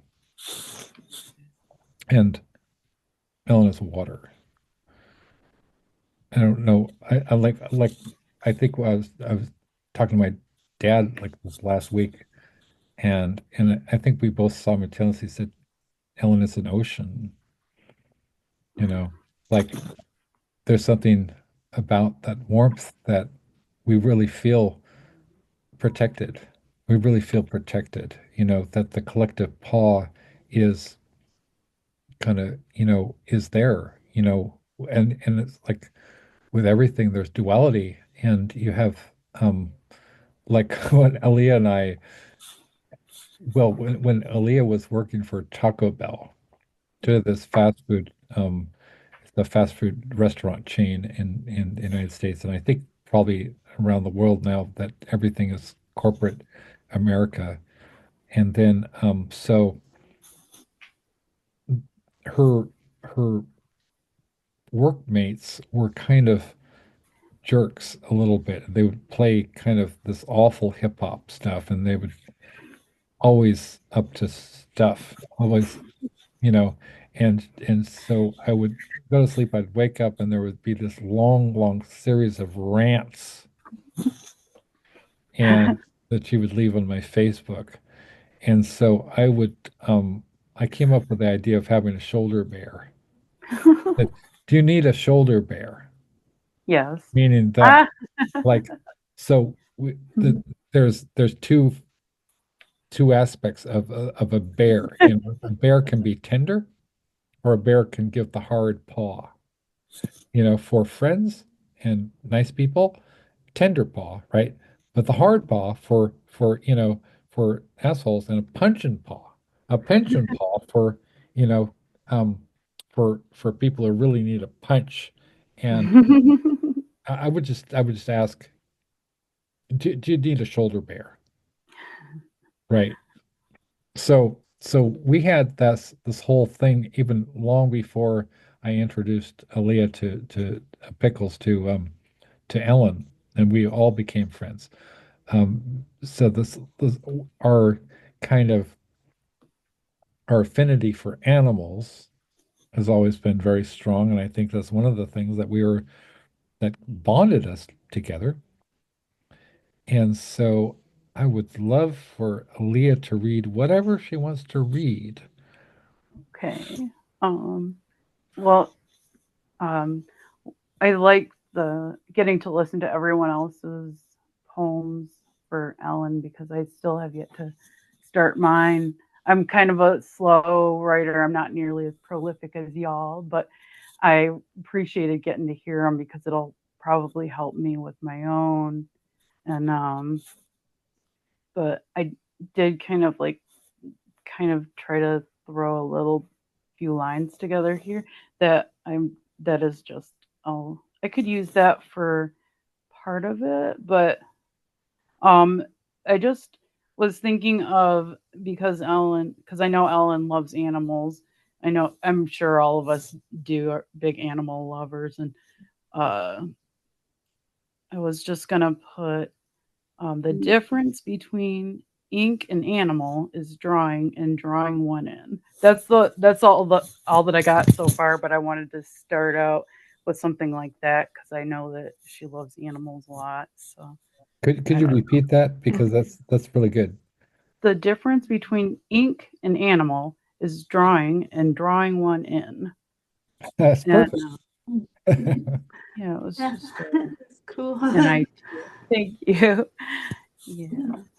But did you still want me to read anything else, or? Yeah, I was thinking what we could do is Oh I could yeah. I could read your poem, and you could read one of mine from Thunderstruck. Oh But yeah. I'm actually going to read from the our Bauhaus tribute, Mhm. and this is a poem called Lahar Lahar Ticha Nick, and it's actually um let me see where it is in the table of contents. I should be, I should. Okay, so it's on page 11, which comes right after Jarbo. And right. So this is based on the song of the eponymous song by Bauhaus called Lahar Ticha Nick, which means lizard devil, by Aaliyah Celeste Williams. And it's just, this is hardcore, this is kind of kinky, so because the song is kinky. Medallioned hands before my eyes, outstretched across ecstatic haze, dance the dance of enticement, luring me into a forest cage. Scales slither slowly in a long, marauding ring, closing in on me as I press into the shadows. A vine of shackles rings out the lizard's lullaby, sedating me into hypnosis. My blood runs colder as he comes to cull. A crimson splash against virgin wool. The snap of a whip against the wound that cries painful and transitory were the illusions I knew. Got to hunker down and bite on more than I can chew. Just in time, too. Nicks of Eros notch my flesh, tightly tied in a forest cage. Echoes bounced against the wood. I'm bound to the leather end in the lizard's prickly grip.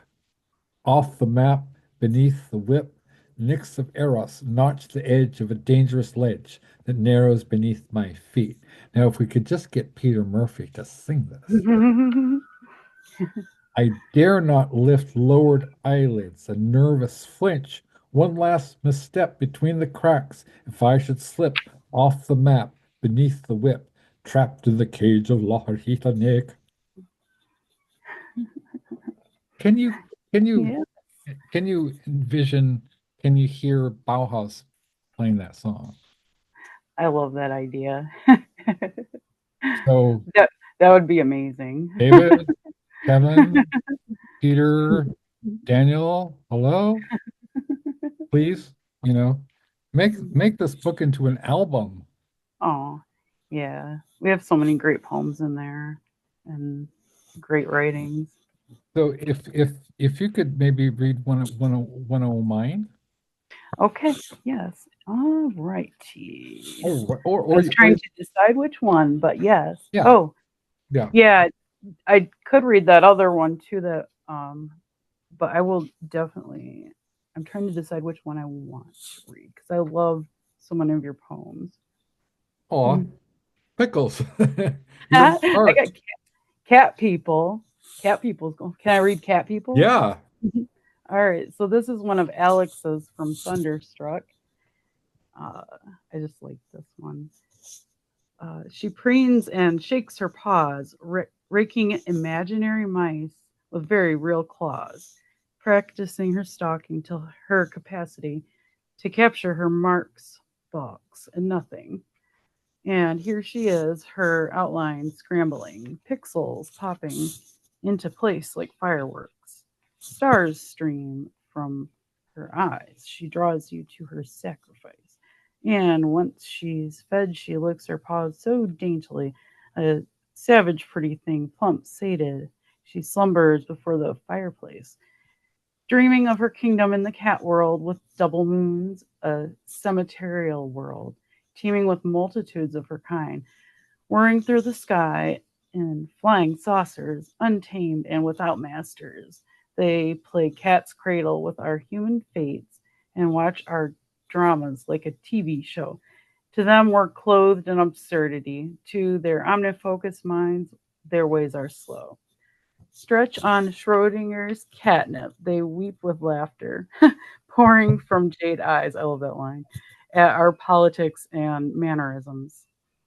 Mostly, they see us as fools and liars, fit only for a funeral pyre. They warm their paws before, to them, our history's merely lore.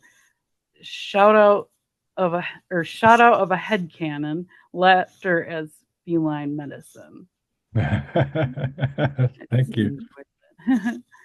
Wow. Um, This is great. Thank you so much. Thank you so you much. want me That's to a read that lovely one, reading. that other one that I Oh yeah, that yeah, I yeah. okay, I'll just read this one. Um I wanted to do something a little bit different, but this is just one that I uh that my mom had written back in 1975. My mom, Dawn Kinney. Well, that was her maiden name.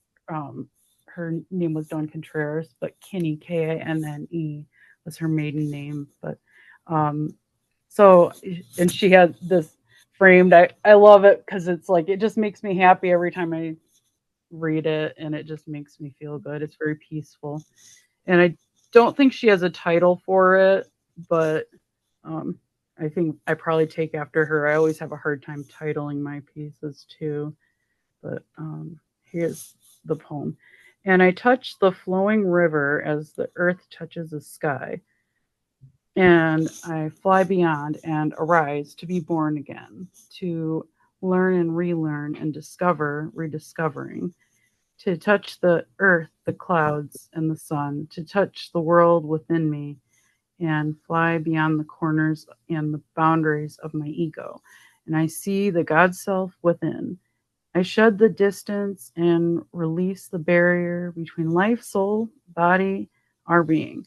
My eyes see, it's undefinable. I soar easily and glide with the wind. I seems like a senseless word to describe feeling God's self, to describe being the wind, to describe being the water flow, the universe of being. The song is within me, though sometimes I disregard it. Still, when the music pours throughout overwhelmingly, fills my being to discover, rediscovering. This is amazing, and it's interesting because like you have a lot in common. I mean, some of your tropes and some of your turns of phrase are very similar to your mom. Yeah, yeah, I love this poem of hers. That's really, And I thank don't you. know a lot of others that she has written. I know she did write some other poetry, but I don't think we have a whole lot of it left, or if so, it's a matter of finding it, Right. which we could possibly have it. It might just be packed away, but yeah, I would love to find more of her old poems. But Oh, yes, it makes me that's happy. amazing. So I wanted to do a little bit something different. Um, so this is because so I had several amazing blurbs for this book that I put out last year called The Flowers of Doom. And then so I'll read what Ellen Mabey said about this book. She said, The Flowers of Doom by Alex S. Johnson is deeply powerful and thoroughly timeless, full of incredible imagery and keen insight, a map into the human soul. That's Ellen. Beautiful, beautiful blurb. The other one is that, well, there's about seven blurbs. Um, the Flowers of Doom proves once again that Alex S. Johnson is the Baudelaire of our time, the poet of the underground. His referential incantations summon new visions of the demi-monde, from which all deep creativity arises. Potent stuff, you'd better sit down first. That's John Shirley. John Shirley wrote the movie The Crow, which I often feel that in many respects I'm kind of identify with the protagonist. Was played by Brandon Lee because as my brain condition is terrible, and you would never know it, but I sort of feel that I've been kept alive in a way to kind of to do what we're doing here. That I got a mission. And one of the part of this mission was to write this book. So I felt like I was not to be too messianic or anything, but I sort of felt like God wanted me to write this book. And that there was that to as a prophet, like um like Bob Dylan, to warn people about something terrible that's coming. And so the the title comes from two sources. One is Les Fleurs de Mal by Charles Baudelaire. The other is um, it's a lyric from the band Christian Death called which was founded by Roz Williams, and he's no longer with us. He unfortunately he took his own life in 1998, I believe, and about little less than a year since after I interviewed him. Um, and it's from a song called Figurative Theater. Of course, he was amazingly gifted guy, and he too was inspired by a lot of the same people that David Haskins was, like Rimbaud, Baudelaire, Andre Breton, and so this lyric is the flowers of doom all bloom in tranquility. So a lot of his poems were kind of cut ups because David Bowie as well, right? And so I wanted to read in French and English because I love the fact that we're doing this um, kind of bilingual thing, right? So there's in as a matter of fact, and this is something I believe that I have innovated with not only with bringing musicians into these anthologies as well as horror authors and dark fantasy authors, but as well as having in in this book we not only have we have um, poems in Nepalese, in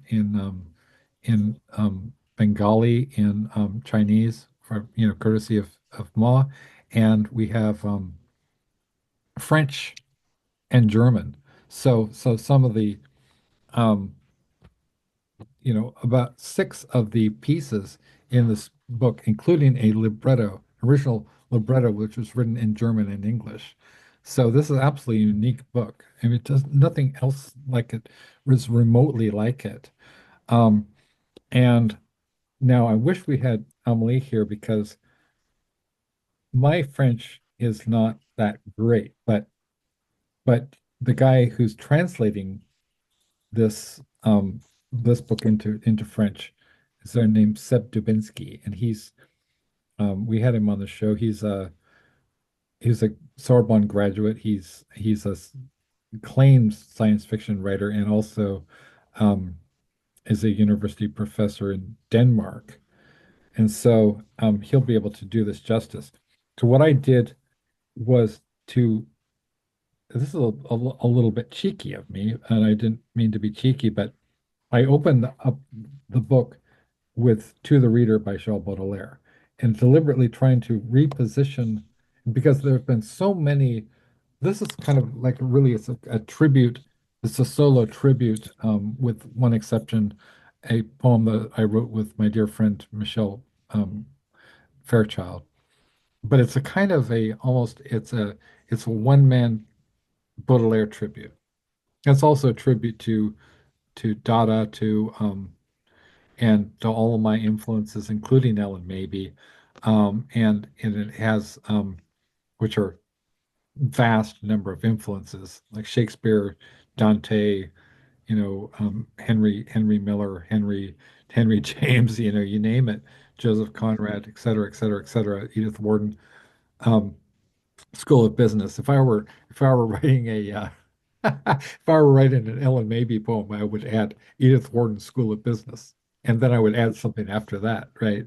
But I decided to do a translation of To the Reader by Baudelaire, which opens up Les Fleurs de Mal, and I've done some other freer, albeit very faithful translations of Baudelaire, but I decided to be completely just do a straight translation. So I'm going to read the French and the English. La sottise, l'erreur, le péché, la lésine occupent nos esprits et travaillent nos corps.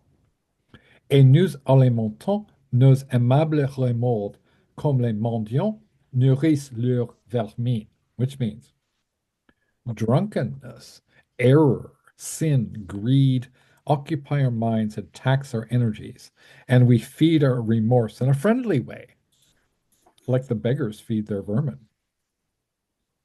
Nos péchés sont têtus, nos repentirs sont lâches. Nous faisons payer grassement nos aveux. Et nous rentrons gaiement dans le chemin bourbeux, croyant par des vives pleurs laver toutes nos tâches. Our sins are mulish. Our repentance is cowardly.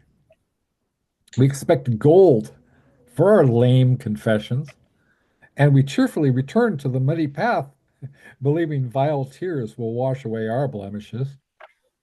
Sur l'oreiller du mal, c'est Satan trismégiste qui berce longuement notre esprit enchanté, et le riche métal de notre volonté est tout vaporisé par ce ventre chimiste.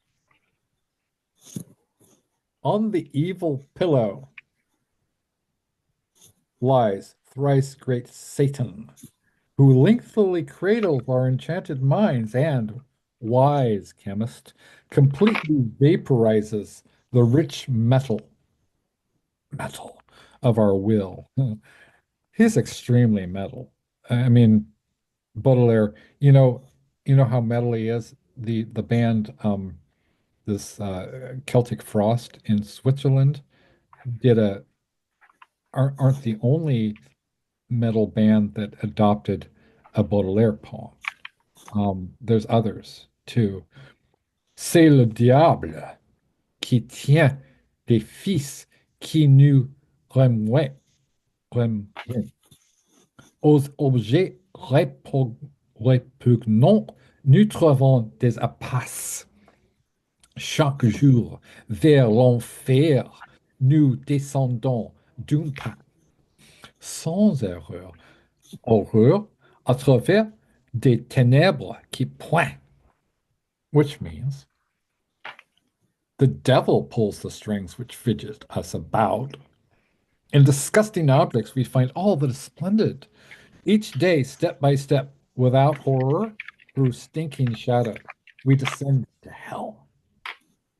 Ainsi qu'un débauché, pauvre, qui baise et mange le sein martyrisé d'un antique crétin, nous volons au passage un plaisir clandestin que nous pressons bien fort comme un vieil orange.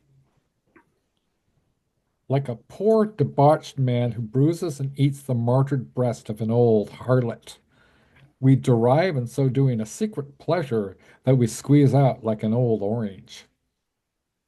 Serait fourmillant comme un million d'elmites. Dans nos cerveaux rebote un peuple de démons. Et quand nous respirons, la mort dans nos poumons descend, fleuve invisible avec des sourdes plaintes. Dried up, teeming like a million worms in our brains, churn a race of demons, and when we breathe, death like an invisible river descends into our lungs with wails we cannot hear. Si le viol, le poison, le poignard, l'incendie n'ont pas encore brodé de leur plaisant dessin le canevas banal de nos petits destins. C'est que notre âme, hélas, n'est pas assez hardie. If theft, poison, the dagger, fire, fire, fire, have not repeatedly embroidered with their pleasant designs the banal canvas of our pitiful destiny, it is because our soul, alas, isn't strong enough.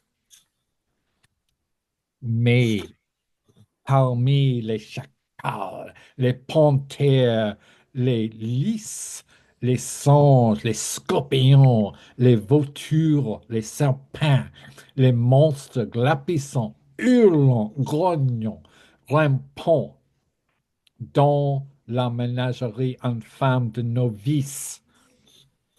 But among the jackals, the panthers, lice, monkeys, scorpions, vultures, serpents, shrill, the uh, so this is le menagerie infâme, right? It's the infamous menagerie, right? Um, Shrill monsters, baying, snorting, growing like weeds. It's not the glass menagerie for damn sure, right? In our infamous menagerie of vices that are represented, or vices are represented as animals, right? Il en est un plus laid, plus méchant, plus immonde, quoiqu'il ne pousse ni grand geste ni grand cri, il ferait volontiers de la terre un débris et dans un bâillement avalerait le monde. There is one more ugly, more wicked, more disgusting, one who makes neither great acts or noise. He gladly smashes the earth to bits, and with a yawn, swallows the world. C'est l'ennui. Loi chargée d'une ampleur involontaire. Il rêve des d'échauffour en fumant sous hookah. Tu le connais, lecture, ce monstre délicat, hypocrite, lecture, mon semblable, mon frère. There's one more ugly, more wicked, and more disgusting than any of these vices, right? It's a very moral poem. What is it? Boredom, l'ennui. With eyes full of involuntary tears, he dreams of scaffolds while sucking on his hookah. He'd be sucking, of course, opium from his hookah. You know him well, this delicate monster. Hypocrite reader, myself, my brother. That's Baudelaire. Um, so he was the original, it was called Les Poètes Maudits, which means the wicked poets. The Flowers of Evil was originally called Les Lesbiennes. And people have wondered, why lesbians? Is because he believed that what was considered to be a sort of a revolt against the norms of society, that a this is considered to be by I mean the original the Feu de Mal was considered to be by T.S. Eliot to be the most important collection of poetry in any language of modernity. So to be classed with Baudelaire by the guy who wrote The Crow is just beyond words. So ever since Shirley gave me that, sort of dubbed me, the Baudelaire of our time, I've really been trying to live up to that. And it's an incredible, incredible honor. So that is, Baudelaire was, of course, it was a Catholic, and his verse is very much is infused with this kind of giddy, almost like going between the abyss and heaven.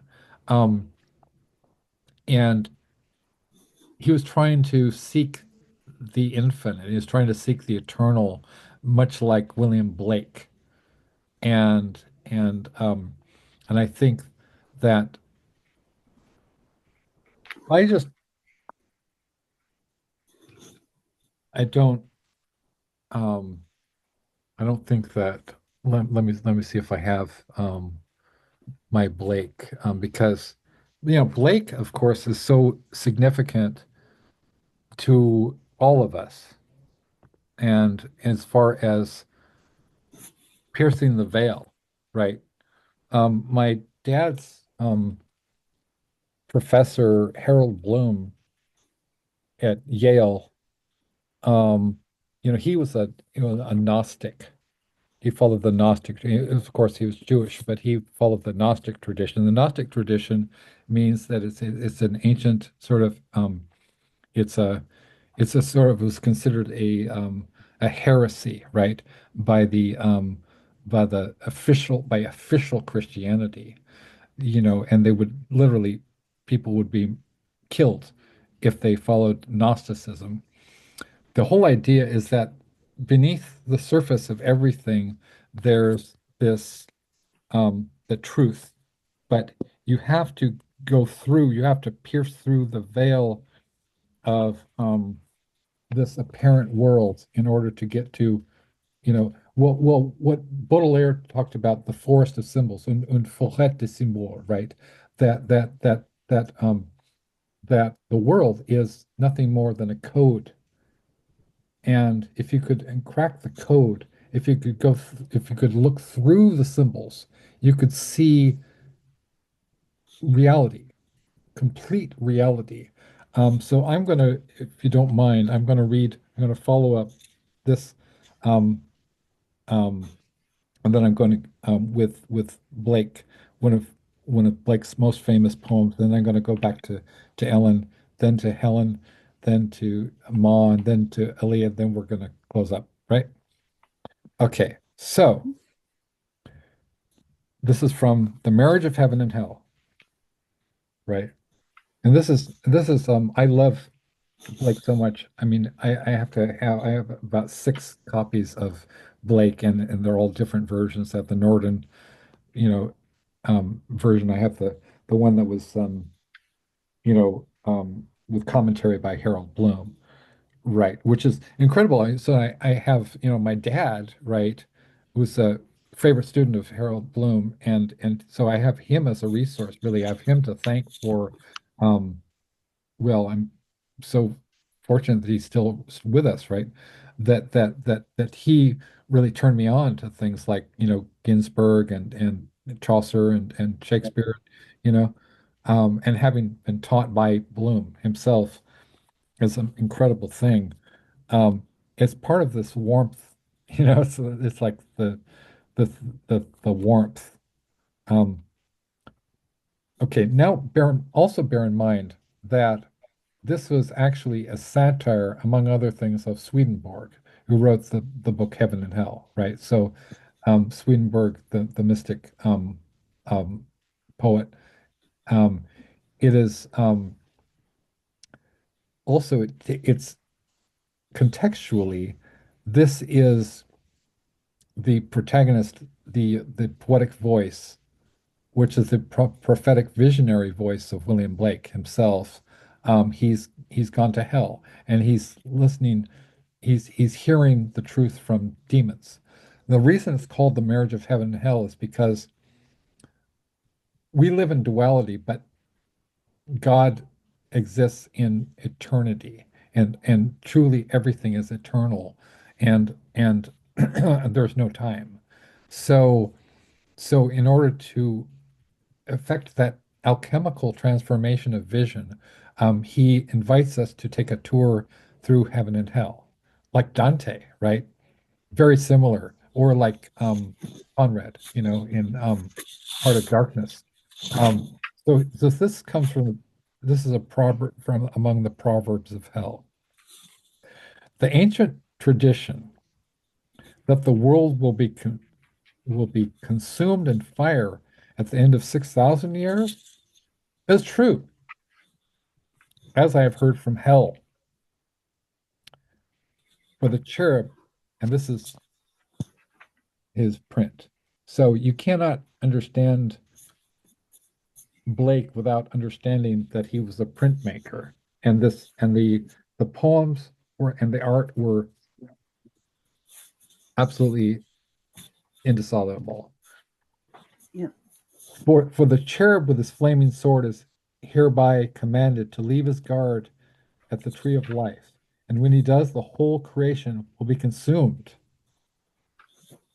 and appear infinite and holy, whereas it now appears finite and corrupt. This will come to pass by an improvement of sensual enjoyment. Because Blake was a freak.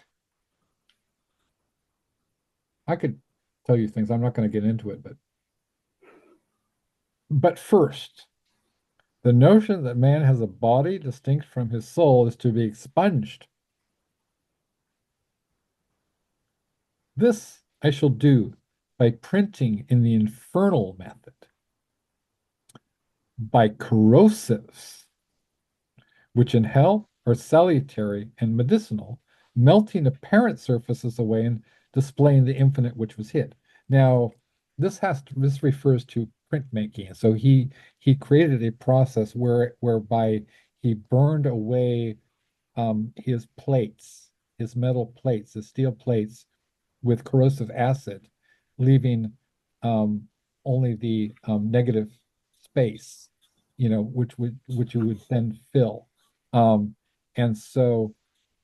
um, so it was melting apparent surfaces away literally in order to, and then he would put his paint on the plate, right? And then he would press the paper against the plate, and then and then he'd get this kind of thing. So that he called that printing in the infernal method. It's also very alchemical, right?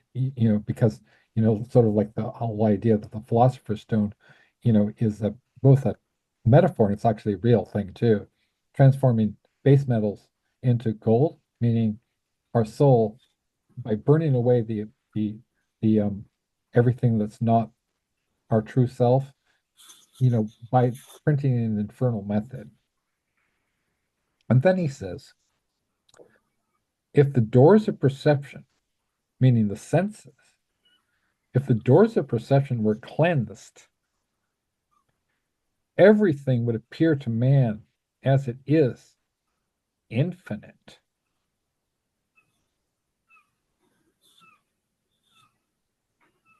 For man has closed himself up till he sees all things through narrow chinks of his cavern. That's Blake. So I hope that, between Blake and Baudelaire, Rimbaud, certainly writers like Céline, Conrad, and also for Burroughs, it was Graham Greene as well. These writers were so important for the Beat generation writers, the original Beat generation writers, and for me and Ellyn and certainly anybody who's following that ecstatic path of vision. So so that's it's a passing on the flame, blessing on the flame, of corrosives, right? And then so I would love for Ellyn to read anything.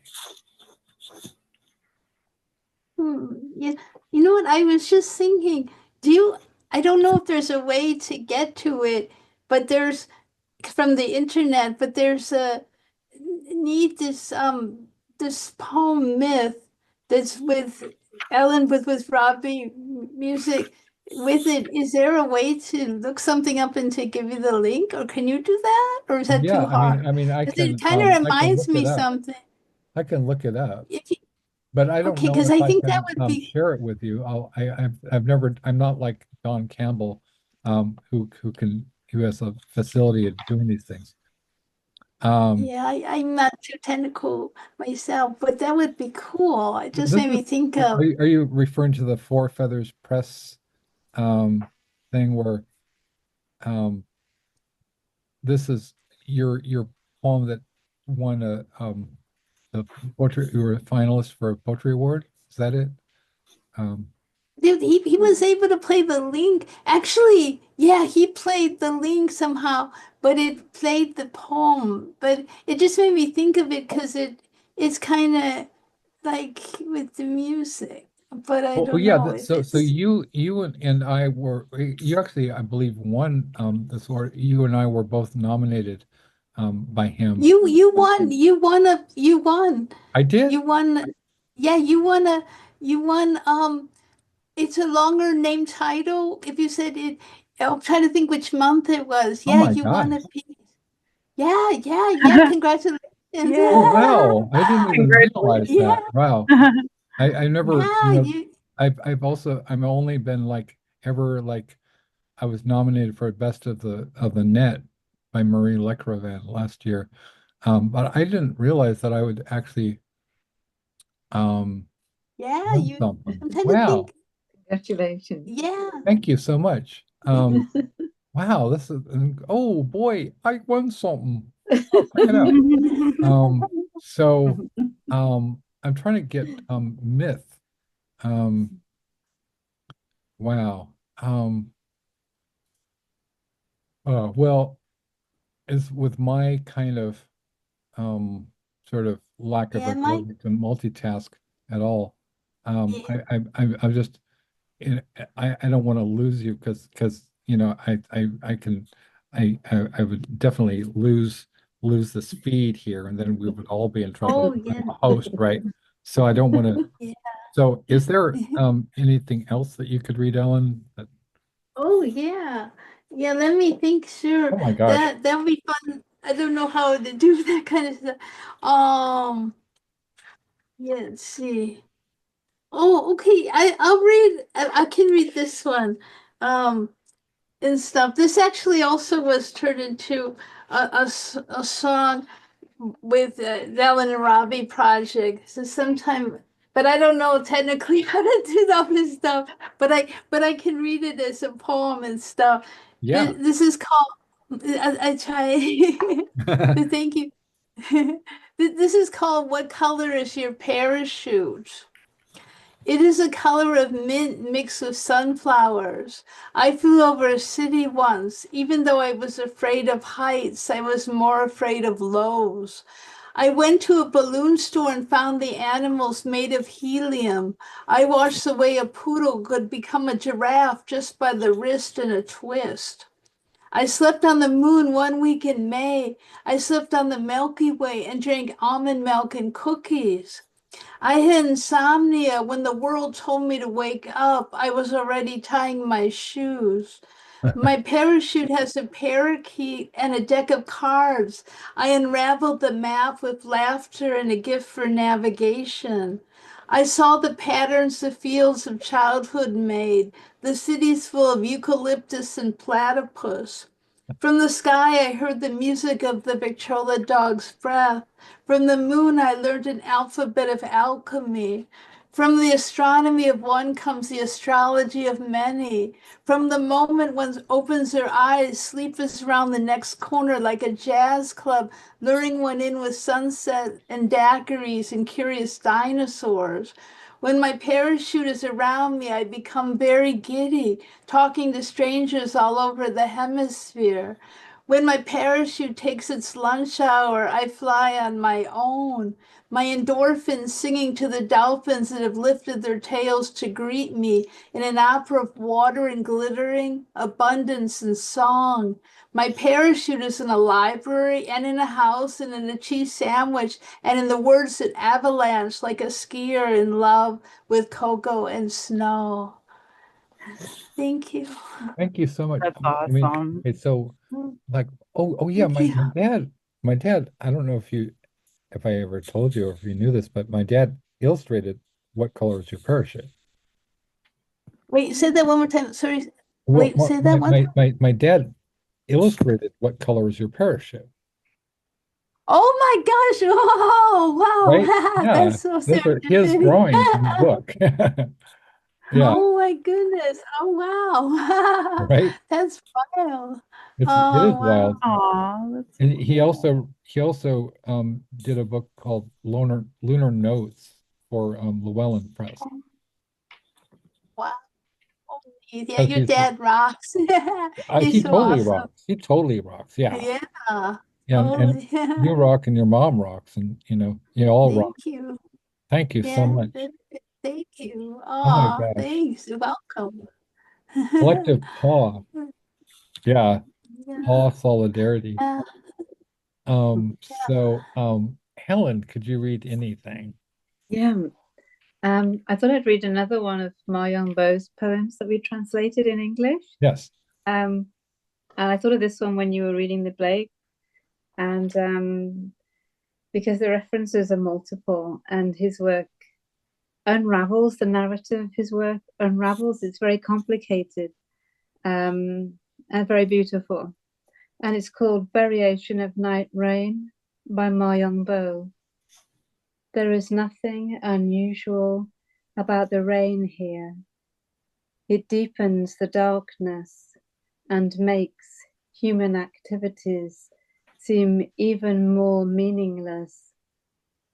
Rain looks like kids crowding at the window, peeking into the room. Rain falling in Venice. An old baker is dozing off by the stove, where dough is swelling in the fire, then slowly solidifying like lava. Bone ashes like icing sugar smoothed over the bread. Rain falling in an inaccessible castle on the outskirts of Rome with tall aspens, pale statues standing inside, looking from afar at the knights galloping in the woods overnight. Rain falling on the Adriatic Sea and the Black Sea, shafts of light cast from a lighthouse, resembling a wide foot stepping on roaring waves. Rain falling on the Red Sea, dropping through the hole in a roof into the poverty of a manger, into the wringing hands of a carpenter who will make a cross for his son. All rain is but one rain, the loom of time, with only weft yarn. At this moment, rain is my dear window, an open page remaining still, an eternal gap between words on a page, words or blanks listening attentively to each other. Newborn moths surrounding the lamp of desolation. A man listening to the dark outside. It occurs to him that he still loves someone, but can barely remember that person's name. Wow. That's beautiful. Maybe can I just mention one thing? That's so beautiful. I was just thinking, this is just a small world, but Don Campbell, he does themes every month, and Window is due April 5th, and your poem, Oh my gosh. could you I was send about it to to Don suggest Campbell? that He would be actually. so Yeah. flipped. No, Window is a theme. Submit something. We'd Oh my love to gosh. do yeah. that. Yeah. Yeah. Oh my gosh. Yeah, no, let me know how to do that, Ellen. Yeah. Okay. Yeah. Oh, It's really by, great. He will. It's a great song. Yeah, by maybe the you way, guys could be Facebook friends. Yeah, because he does this every month. And when I heard Window, I'm like, oh, this is such a great poem in Window. That would be so cool. by that's the way, lovely. speaking Yeah. of Dawn, he wants to be on the show next week. Can we all reconvene? Yeah. That'd be fun. Yeah. Oh my When gosh. Oh I my can God. That do would be like, so amazing. So we could yeah. have Dawn on the show as well. Oh, Because he wow. really wants to come That back was and really do, lovely. Yeah. Yeah. yeah. I mean, school schedule, could it be like a Sunday or Monday or something? It's just dependent because I have certain days I have classes. Is Oh no, of possibly the course, of Sunday. course, of course. It could be any day that's convenient for all of you. Yeah. Mm, Yeah, So, that's convenient. I mean, mm. if possible, because of my classes. Oh, but doesn't need a small world. No, I will tell you. Okay. It Thank was a you. great poem, but I heard window, I'm like, That's so cool. It's really beautiful because we've worked together now for a year, and each time I work with Yongbo on a different poem, each one is beautiful like this, and it's amazing Cool. stuff. Yeah. I love the fact that you use one metaphor to you actually I don't think I've ever heard this done before, seen this done before, or I'm not that sophisticated a reader of poetry, which, I've been reading, a scholar of poetry since I was a kid, but I mean, you use one metaphor to peep through another, which is Mhm. like so it's almost like you've innovated an entire um what a sort of you've innovated a poetic device. I'm sure it's been done before, but I've just never heard that. You use rain, and you take the rain against the window, you turn rain into a window. Mm. I mean, Yeah. that is some next level, poetry. It's genius. It's just exceptionally brilliant, and it's so, it's kind, like it's kind poetry. I mean, like that. Mm. So if that makes any sense, right? And Like, I don't know if Yongbo can say anything about this poem. Um, is he still there? yeah, See well, what? a bit stunned here. Tell us, can you tell us about the rain in this poem? Mhm. Um, tell us how. Naturally. Tell us. He's he he builds the narrative. This was a very new way of writing in China, and from the 1990s, Yongbo pioneered the way of developing. It's like a story inside the poem, and they compare his work with very, very densely packed rose with many, many petals. So you can't quite see to the middle. And they call it a double-headed rose. So it's really, really tightly packed. And so it opens, but it doesn't quite open fully. But it's so dense, the narrative, that this is what they compare him to, a double-headed rose. And when Wow. you work on a poem like this with depth, that's how it feels when you translate it into English. You a little bit more of another petal sort of moves a bit, and you find a little bit more. Yeah, man. Yeah. And it makes me think of William Blake's, Hmm. well, it's again, this is also from Marriage of Heaven and Hell, where he says, to make a little flower is the work of ages, right? Hmm. So in this case, it's the next step. You have the little flower and it's Yeah. blossomed, but you only are gradually revealed Yeah. Hmm. each petal, Yeah. right? So so achingly beautiful, Yeah. so achingly beautiful. Wow. So. And another thing, the reason that I was, I mean, Moz is a university professor, and I was, for not as many years as I would have liked to have been. Um, you know, one of my goals in teaching was to take the the great literature with its vast complexity and not to dilute it, but to find a way to convey it to people who are not as sophisticated readers so that they will get the full impact of all of Mm. every level. And I would do things like with Eliot, I'd take Eliot and sort of disentangle the wasteland and say, okay, so this is from the myth of the Fisher King, for example. That's Arthurian legend, right? This Mm. is this is that. This is from Buddhism. This is from Baudelaire.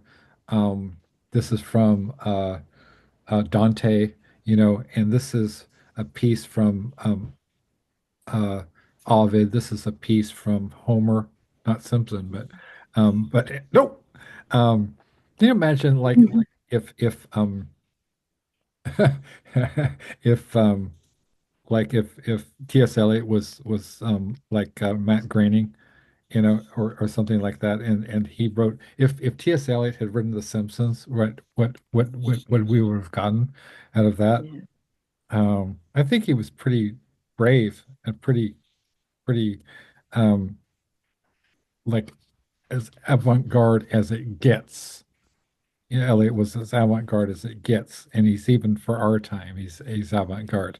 So, which is why we'll never exhaust T.S. Eliot, and we'll never exhaust Mal Yongbo or Ellen maybe or or Aaliyah either, you know.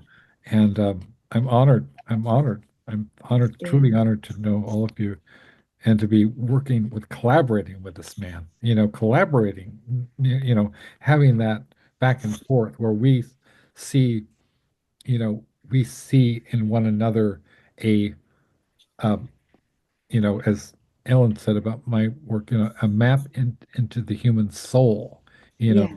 like Yeah. poetry can be a map. It can be a technology that is just a different language, just as animals have a different language, right? And like woodchucks, for example, have a very sophisticated language, and it helps that they're cute.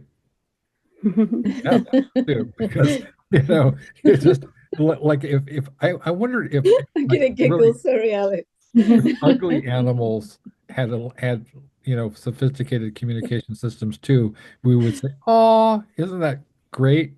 You know, we had this this Lahore pigeon couple of months ago. It just when we're in during winter, and we had this Lahore pigeon just showed up outside, and it was having a terrible time. It was like it looked really really desolate and sad, and so like it's all huddled against the wind and the rain, and we felt bad about it. Oh man, we were fooled. We were fooled. Oh man, this bird was a monster. It was an absolute egotist. It was a tyrant. So as soon as we'd kind of, fed it and gave it, some little shelter and warmed it up and stuff, man, this what a Lahore pigeon is, right? They're these weirdly beautiful animals. They have feathers on their talons, and they have a beak like a hawk, and they're considered like sacred in Iran. They originate from Iran, from ancient Persia, and this bird has this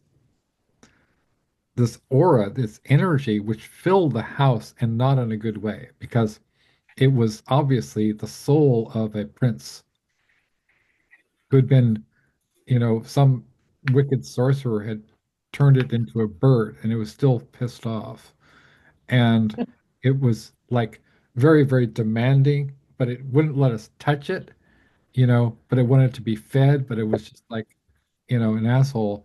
And then finally, and I thought, oh, because it hung around for a while, and it would just, I would see it outside, and it was we'd take little walks together. I thought, oh, he's joining me. No, man, he was just biding his time, and then and one day it was just gone. Broke my heart. Broke my heart. It's like, fuck you, Lahore pigeon. I mean, I thought, oh, I thought I was going to turn it into like this sort of children's story series, and it was going to be like, like whatever, Raj the Lahore pigeon, right? It was going to be all, and then I would go on Oprah and I'd tell the story when my children's book about Raj Lahore pigeon was a million copy bestseller, right? No such luck, right? Because this bird was a jerk. And so wherever you are, man, you just had us all fooled. It's like, oh, it's so beautiful, right? With the feathers on the talons. It's kind of interesting. There's what Aaliyah and I like. Aaliyah has very, very specific kind of dislikes, and one of her dislikes is people's faces. Sometimes faces, she will say, "Oh, that person has the Dunning-Kruger smile," Oh or my God. or she gets into like she has really weird phobias. Like she has a phobia of holes. Yes. That's called tryptophobia, I believe. Or Tryptophobia. trypophobia, something like that. Trypophobia. And it's weird. It always made me think of that line from that Beatles song about, now we know how many holes it How takes to many fill the holes? Albus hole. A day in the life, right? Well, I mean, that line has extra meaning for Aaliyah, and it's slightly Yes, it terrifying. does. Slightly terrifying. So she'll like balk at somebody's face, just to say Dunning-Kruger smile. Do you know what the Dunning-Kruger thing is? Aaliyah, could you, if like, fill us all in on what Yeah. Dunning-Kruger is? Because it's really That's probably interesting. gonna sound so mean, but okay, so I uh I don't know if you all know what like the Dunning-Kruger idea is, but there's like a graph that shows a line, okay, that looks like a crooked smile, but let's see, let me look it up real quick. The Dunning-Kruger effect is a cognitive bias in which people with limited competence in a particular domain overestimate their abilities. And it was first described by David Dunning and Justin Kruger in 1999. Some sorry, I can't talk. Researchers also include the opposite effect for high performers, their tendency to underestimate their skills. And it's just kind of an inside joke that I think my mom and I might have come up with, and then I told Alex about it. Yeah. And I sound horrible, but I try to be decent to everybody, but I just don't. There's some people, I don't know if you've ever seen anyone do this, but like there's some people that have like a crooked smile, that looks kind of like the Dunning-Kruger graph, which is like a crooked smile that's like up on one end. And so it's like if your kid put together Mr. and Mrs. Potato Head and they put the mouth on it. That's fucking terrifying. I know, I sound horrible. And I guess I must pick this up from my mom, but because she and I, when she was alive, we used to like to people watch, and sometimes we would just, for our own entertainment, just make up stories about other people's lives. And God rest my mom, I love her dearly, but I probably got a little bit of that from her because she wasn't afraid to be, sometimes say something that's a little bit mean. So, which I try not to do. I try to be nice to everybody, but it's like one of those weird things. we all have our pet peeves. Pet peeves, yeah. So what I think I want to do now is sort of we'll close out by well to remember we have the squeezins um but to have I want to talk about what's coming up, like what we have, because Ali and I are working on several projects with with a worldwide, list of contributors. And Aaliyah's been extraordinarily helpful in terms of helping me coordinate and plan and rehearse. We will sit together for hours and figure out what we're going to do on these shows and so forth. So it's extremely helpful. You help And me too. so I guess a couple of things. What we have coming up next, we just released two books back to back. One of them is the Bauhaus Literary Tribute. Then just this last week, I released um, just one fix, a literary salute to William S. Burroughs, and it has about it's about 250 pages or so of the best of the Junk Merchants 2. Junk Merchants 2 is the full collection of William S. Burroughs tributes, which is about more than 100,000 pages. I mean, 100,000 pages at this rate, but 100,000 words. And it's got um, everybody in it, including most recently Val Vale from Research Publications gave us an interview with Burroughs. Wow. Right. Who Val Vale is. And so he operated out of City Lights bookstore, and he was funded by Ginsberg, right, initially. So he pretty much pioneered the whole do-it-yourself punk rock ethos and modern industrial culture. Another person that we work regularly with, and he's just a sweetheart. His name is Ken Goffman, aka Are You Serious? The guy who created Mondo 2000 magazine, which pretty much inaugurated the whole cyberculture thing, popularized the term cyberpunk. He and William S. Burroughs, Timothy Leary, William Gibson, Trent Reznor from Nine Inch Nails, the band Devo, Bruce Sterling, and Pat Cadigan and Rudy Rucker and some other people pretty much created the world that we inhabit now. And he's such a pioneer and a visionary and a sweetie pie.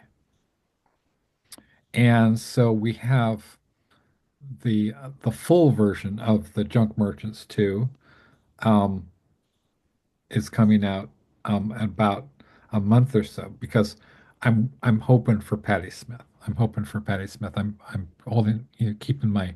Also, I would, Ma contributed a piece. I would love for you to contribute a piece to the Burroughs tribute, if you like, Helen. And also, Sure.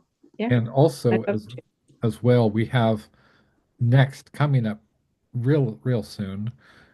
We have, it's called Hand of Doom, a literary tribute to Black Sabbath, which is a tribute anthology to the band that created heavy metal. And it also has a haiku from Ellyn, and a piece by me that's translated by Ma. I'd hope that we would get a, a poem by Ma, as well for the Sabbath book.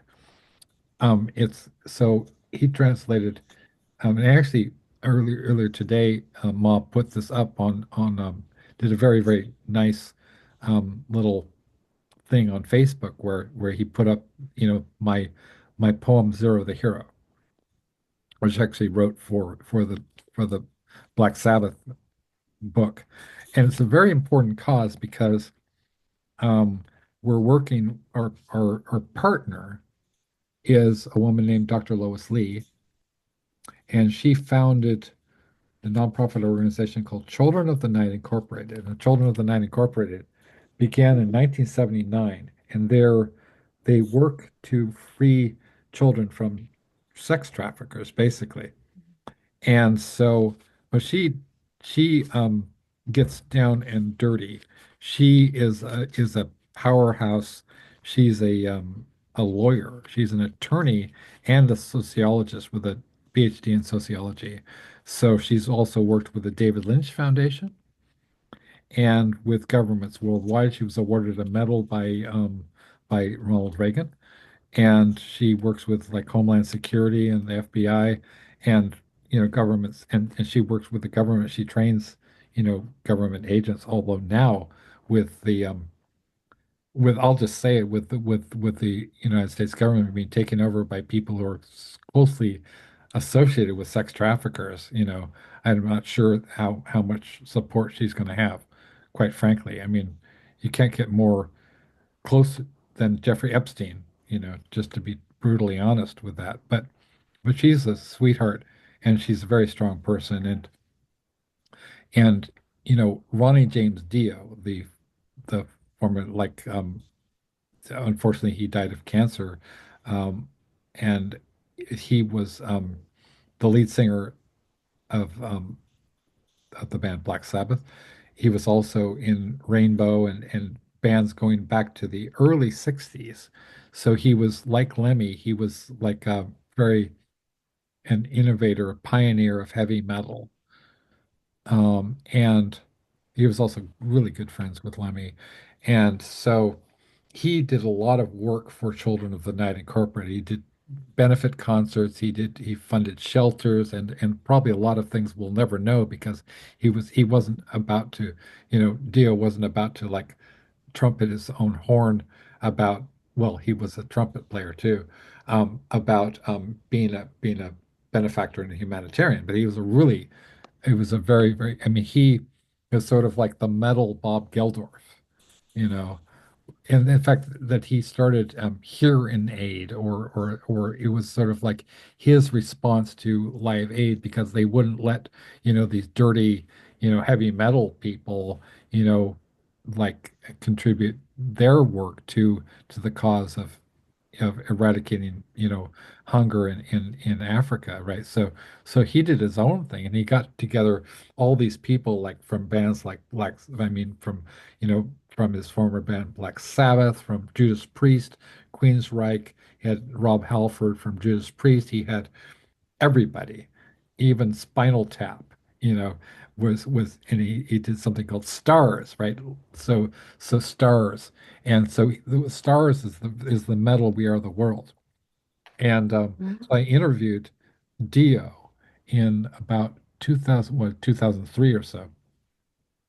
And I asked him, "Hey, Ronnie, um, what what are you working on now? What are you working on now?" And he said, "Well, I'm working with this organization called Children of the Night, and they work to rescue kids off the streets from Hollywood because there's a I mean, and this is sort of plays into, the name of the Runaways, of course, um, being, like young girls who were frequently sex trafficked and exploited, like Carrie Crum herself and Jackie Fox, from the bassist of the Runaways.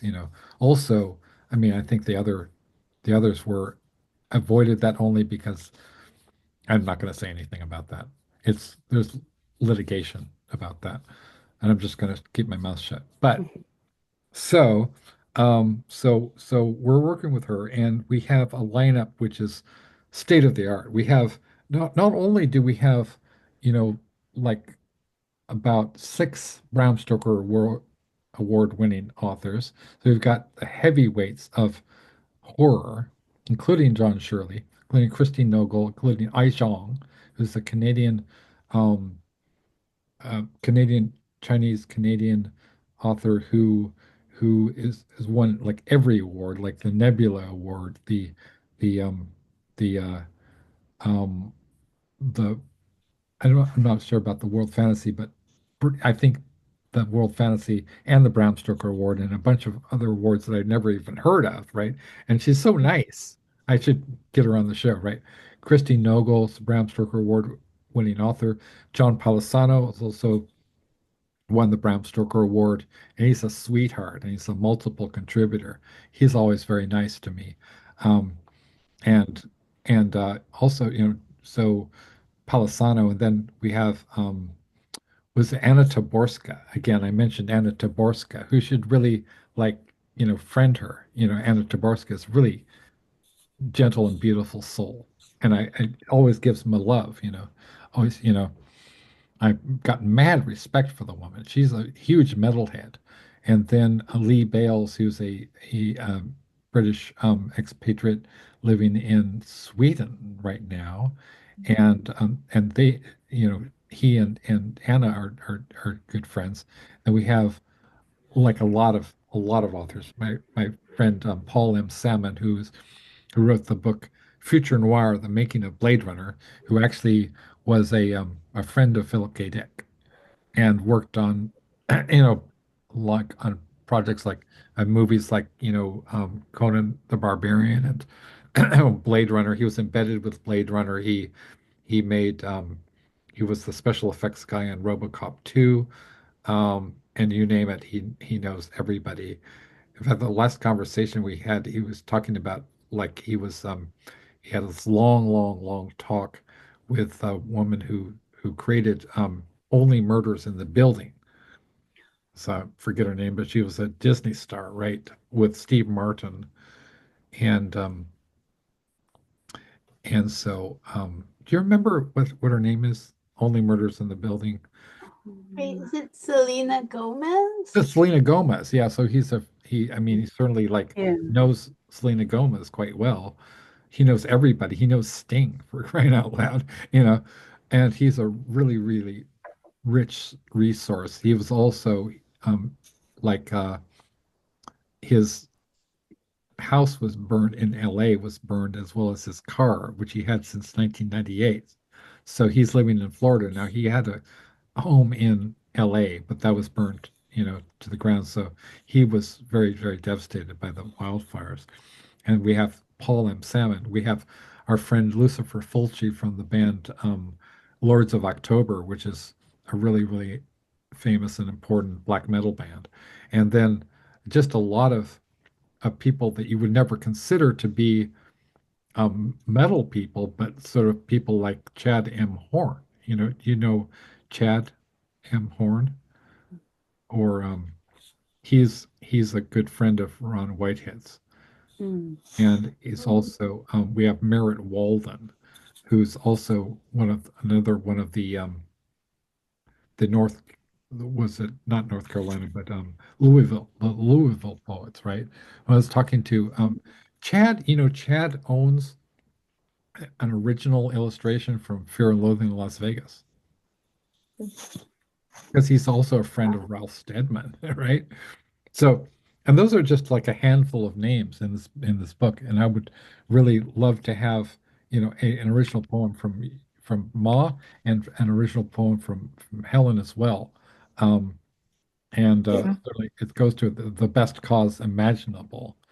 Yeah, And so definitely. that is, and then the next, and then I'll close it out because you only have so much time. But the next one, I keep, it depends on the state of the projects. Like if a book feels like it's cooked, I will let it simmer, and then I'll serve it up piping hot. But I mean, the David Bowie book is as another masterpiece. I mean, it's got, again, it's another book with David J. Haskins from Bauhaus. It's got Anna Taborska. It's got Are You Serious? Ken Goffman. It's got um, Caravan Flower from Lycia. Who does it not have? Reese Sheridan Rose, Rose J. Monin, Aoife Cunningham is this up and coming poet in young, very, very young um, author in in Ireland. who's like only 22 or something. Ridiculous, right? And so it's got so many names. It's got Marie Lecrevan, and Lynn Bronstein, right? So who are, close friends of ours, and Marie is actually her literary tribute anthologies inspired me to start doing my own, and then I started out with I believe it was the Leonard Cohen tribute, which also has, trying to see if I can um, show that to you. Um, um, wow. Um, see, I don't like dead air, but I don't think I have the oh, let me see. The oh yeah, I do. This if I don't know why Ellen isn't in the book. It seems ridiculous that Ellen wasn't in the Yeah, book. I don't know if I knew about it maybe or something. I Yeah, don't know. this was I done must. by um, our dear friend Jordan Gallagher.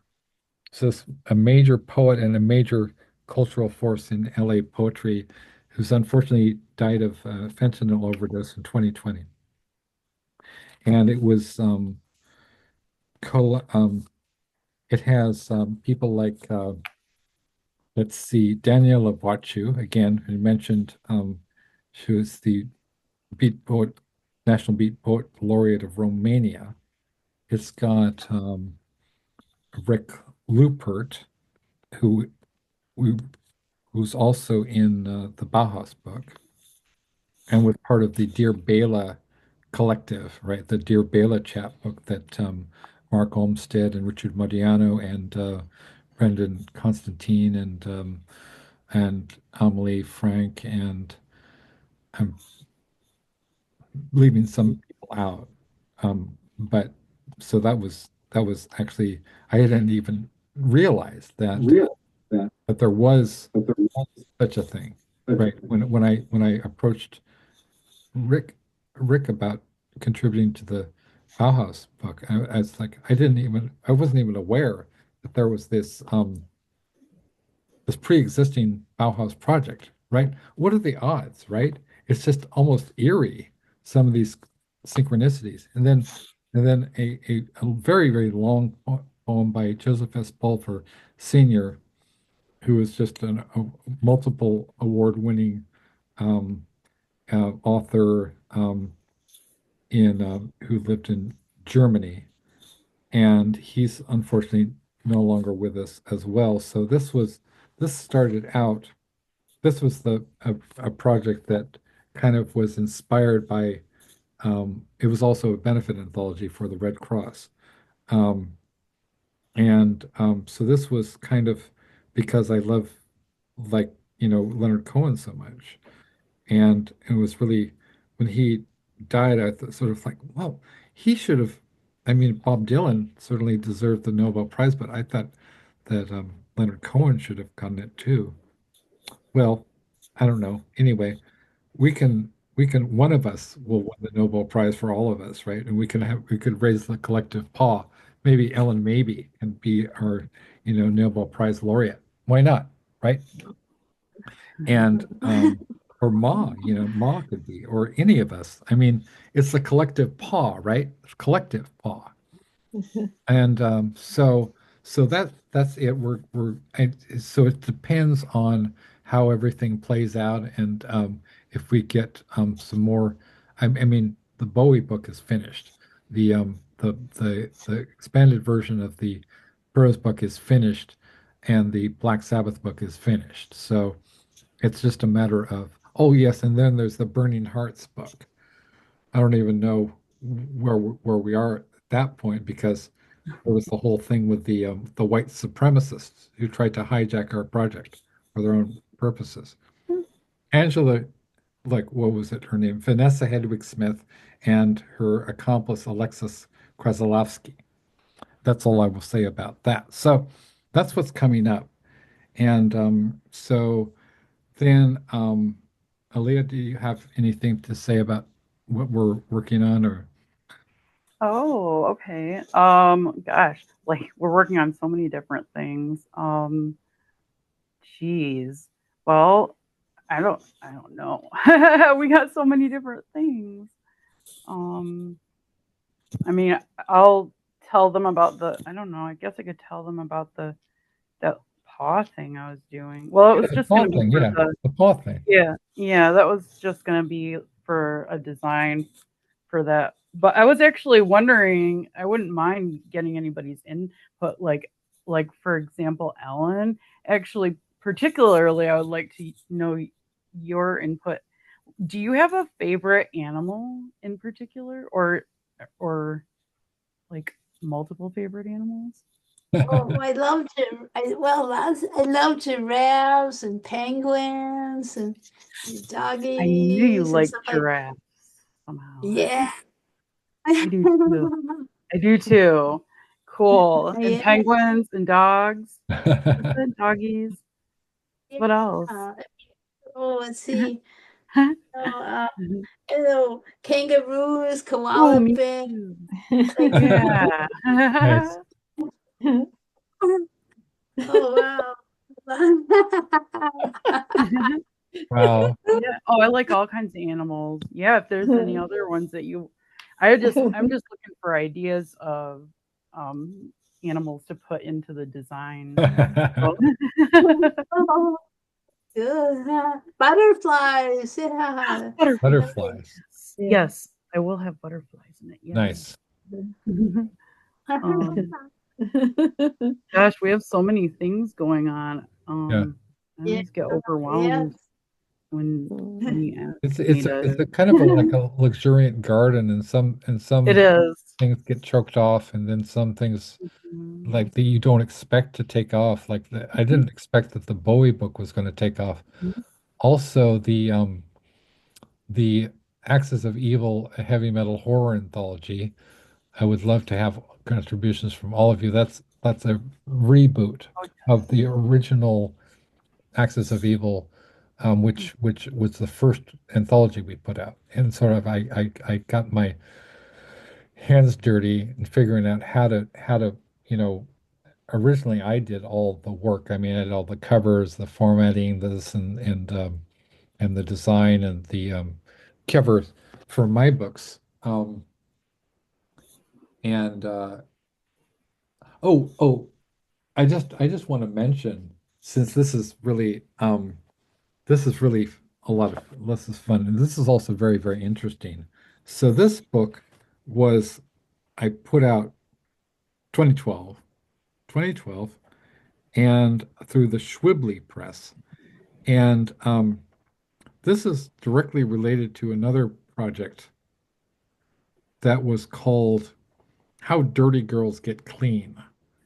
And this was something that when I was going to school at so I got my master's degree in English literature from Dominguez Hills.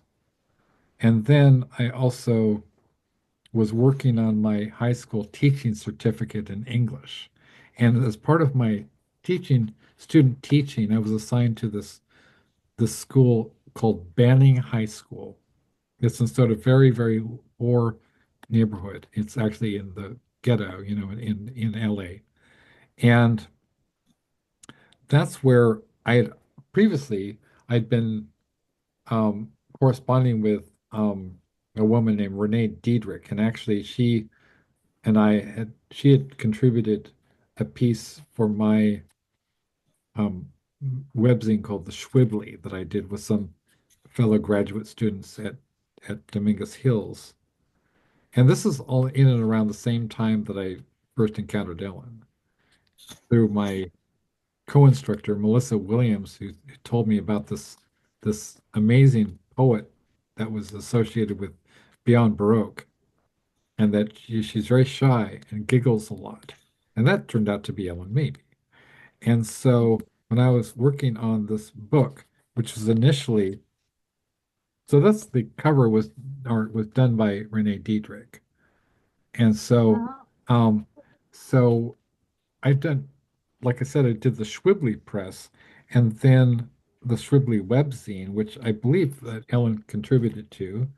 And then we did, I started working on this collection called The Death Jazz. Originally, it was just this, it was kind of little bits and pieces that were published on the Outsider Writers Collective um, Department of Post Reality Studies page.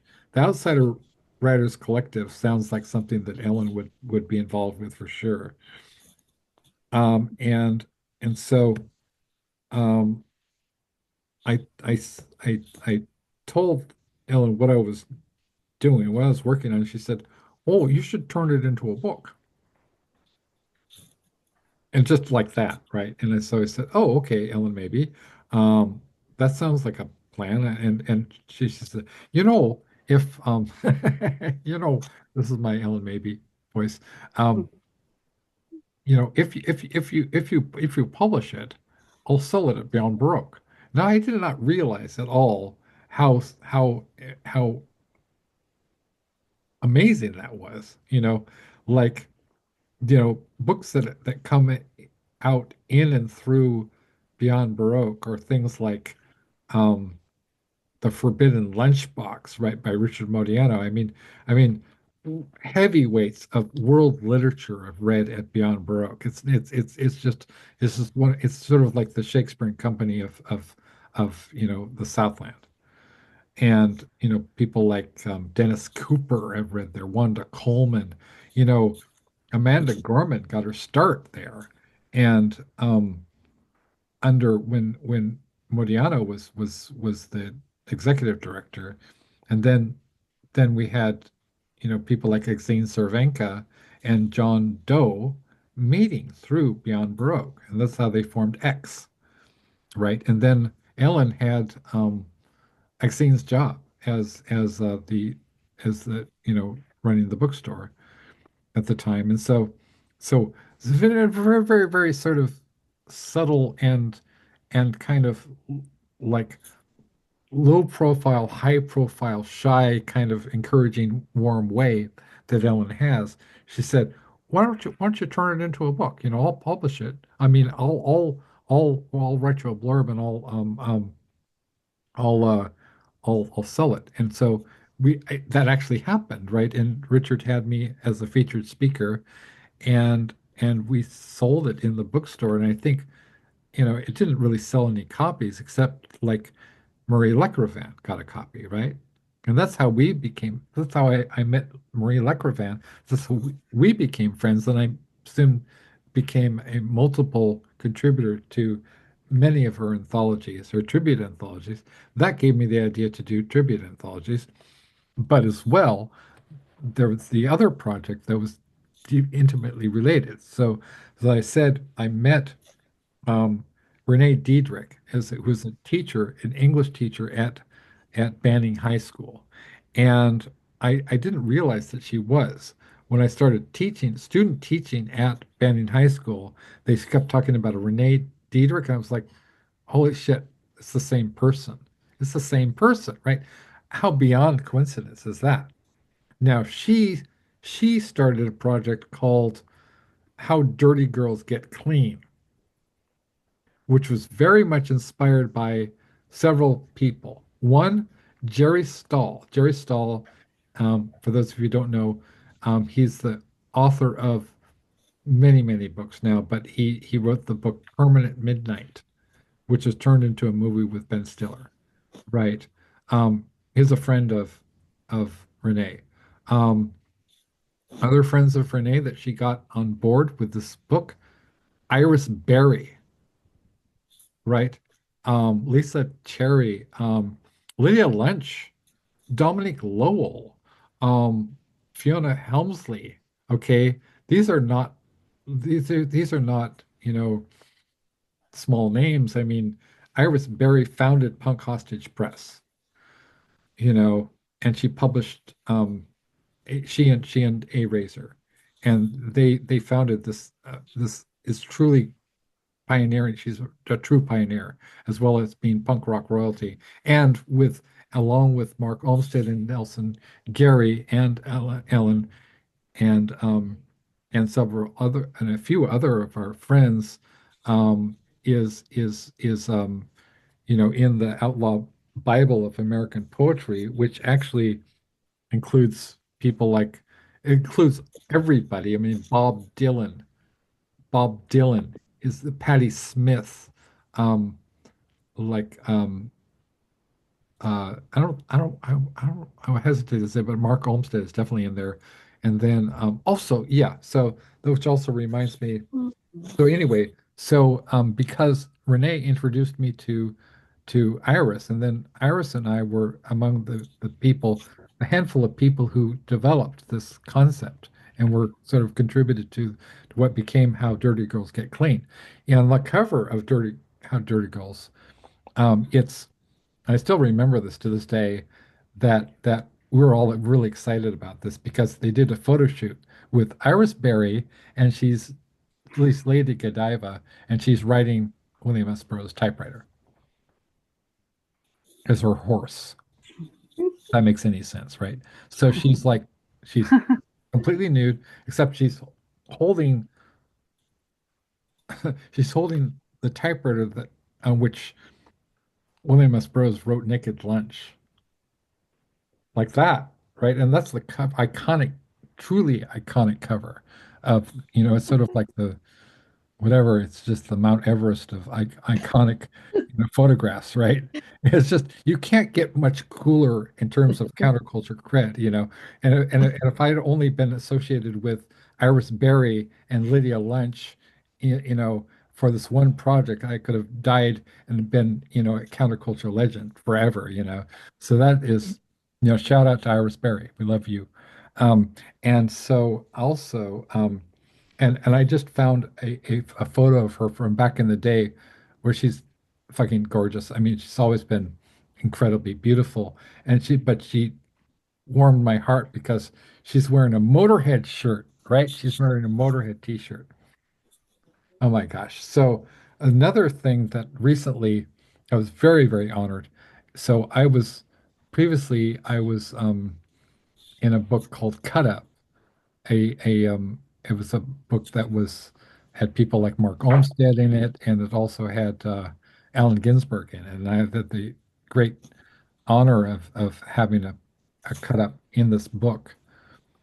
And also, but lately our friend Catfish McDarris had previously put together a book called Prying with Jack Micheline and some poems by a little known poet named Charles Bukowski. Now he revived this book. He every couple of years he sort of he put out new editions of this book. But basically the core of this book was Catfish and then Jack Micheline and Charles Bukowski. Jack Micheline is also in the Outlaw Bible, right? And then more recently, Newington Blue Press in Germany put out the sort of special deluxe whatever edition of Praying, and Catfish asked me to contribute. Like there's 22 authors in this book, and some of those names are like Neely Cherkovsky, right? Neely Cherkovsky, right? Um, Jack Micheline, Alexis Roan Fancher, who's also in the Burroughs book, you know, and A.D. Hitchin, who wrote the foreword to my chapbook, Akashic Shotgun. So I'm in a book with Charles Bukowski, and it's just like my heart, my heart. It's just it's so beautiful. So I would like to go on to Ma.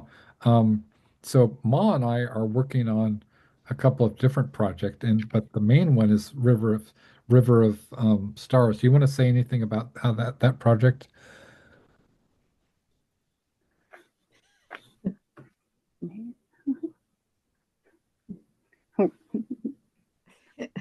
I think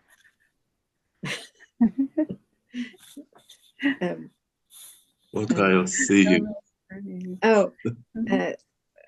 Yongbo, do you want to say anything about the River of Stars project with Alex? Our cooperation. Yeah. Our cooperation. Yeah, with Alex, your River of Stars book. Do you want to say anything? I think this is a great act between two different languages of poets. I think poetry can be used to overcome the obstacle of language and culture differences. So I very valued this project with my dear Alex. I will do my best and polish the Chinese translation to I don't know how to say. I will do my best to translate Alex's poetry, and if other friends have similar needs, I would like to translate other friends' poetry into Chinese. For example, at the same time, I because my listening and oral English is poor, so I translate a short poem of Ellyn, maybe name Round Girl in a Square Dance and posted it on my Facebook. My God, Oh wow! so exciting! Thank you. Oh my goodness. Gosh, Thank you. Wow. Oh, well Wow. done. that's one of my favorite of hers. Yeah. Oh my God, It's that's very amazing. fun. How does I think we can do many things together, yeah. and I love you all. I love you too. We love you too. Love you So too. Thank Yeah, you. we love you too. Yongbo, what are some of the challenges as far as, you know, finding a middle ground between the, the very ancient Chinese language and culture and postmodern. I mean, you are very, very well known internationally, famous as a postmodern poet.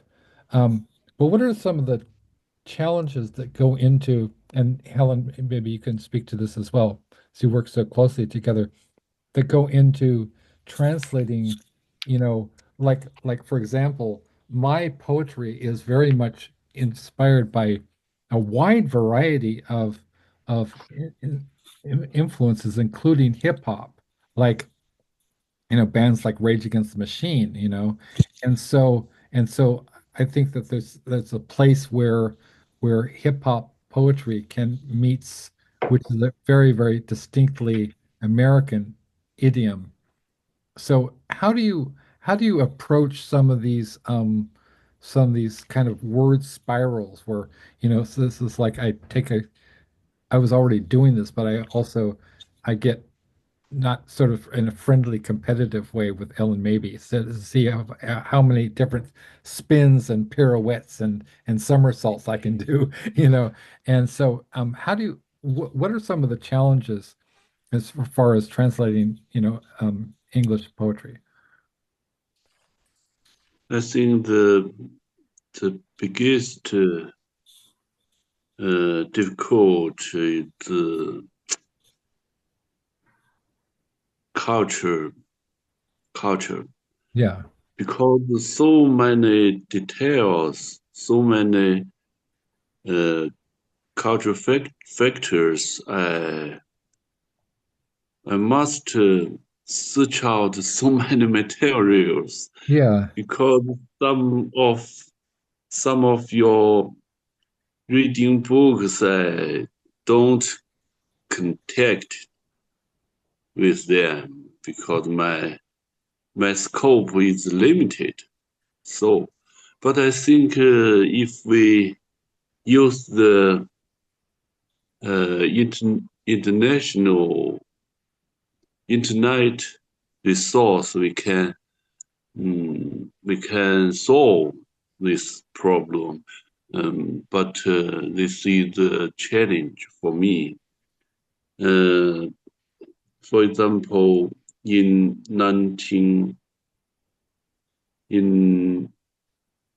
last century, before I'm not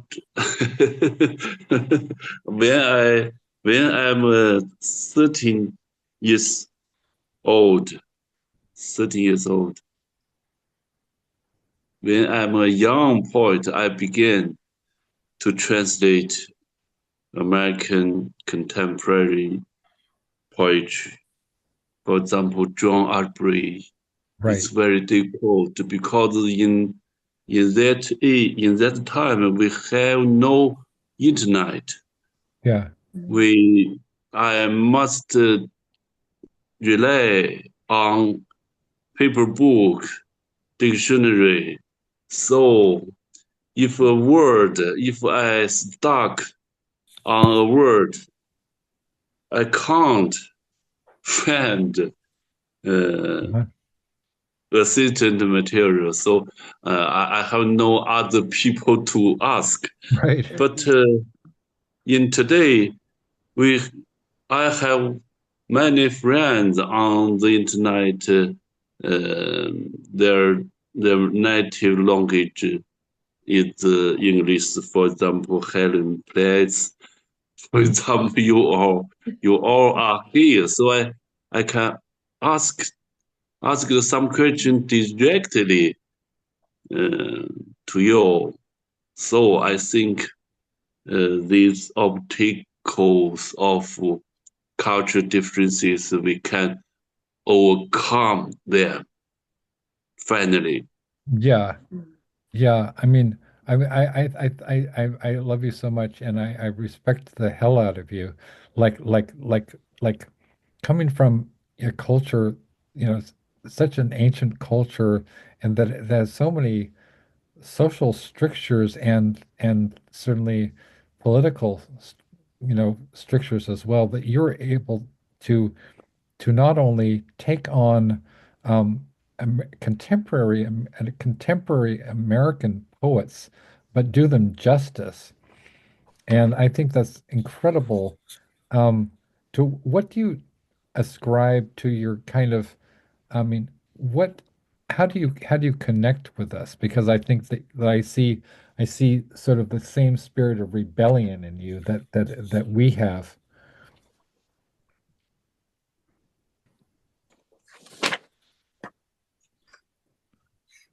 我没太听懂。Helen, would You you want me like to? to answer for me? You want, it's interesting. So if we go back to what DeepSeek says about Ma Yongbo, and I read you a little bit earlier, Yeah. and this is referencing anything you can find on the internet. So it's wild. It says it calls him an institutional maverick. Ah. It says, despite his academic position, he publicly challenges official poetic evaluation systems, declaring that all poetry awards are soliloquies. Nice. I love that. This critical posture places him in a liminal space, both participant and deconstructor of the authoritative system. I think that nails him. Yes. Yeah. I think we can add, that he achieved recognition as a poet very early on, about 25, the age of 25. Wow. But he couldn't always focus on poetry as his main pursuit. In fact, he was discouraged from doing that. So I when you wonder look why. No, just kidding. at when I find out last year that he has nearly 1,700 poems, Damn. he didn't stop writing in his early 20s. And so his collected works, which were published at the end of last year, they edited them down to 1,178 A poems. mare. You're Yes. talking about a 4-volume collection, and he definitely kept having something to say, in spite not necessarily being encouraged to write. So that's quite a contribution to Chinese contemporary poetry. It's quite And a contribution to world literature, and yeah, it's yeah, quite radical. yeah, It's quite radical. yeah, I was just astonished when I first started hearing from Yongbo, so like, wait a yeah, minute, you're Chinese, right? What are you doing? Are you going to get in trouble?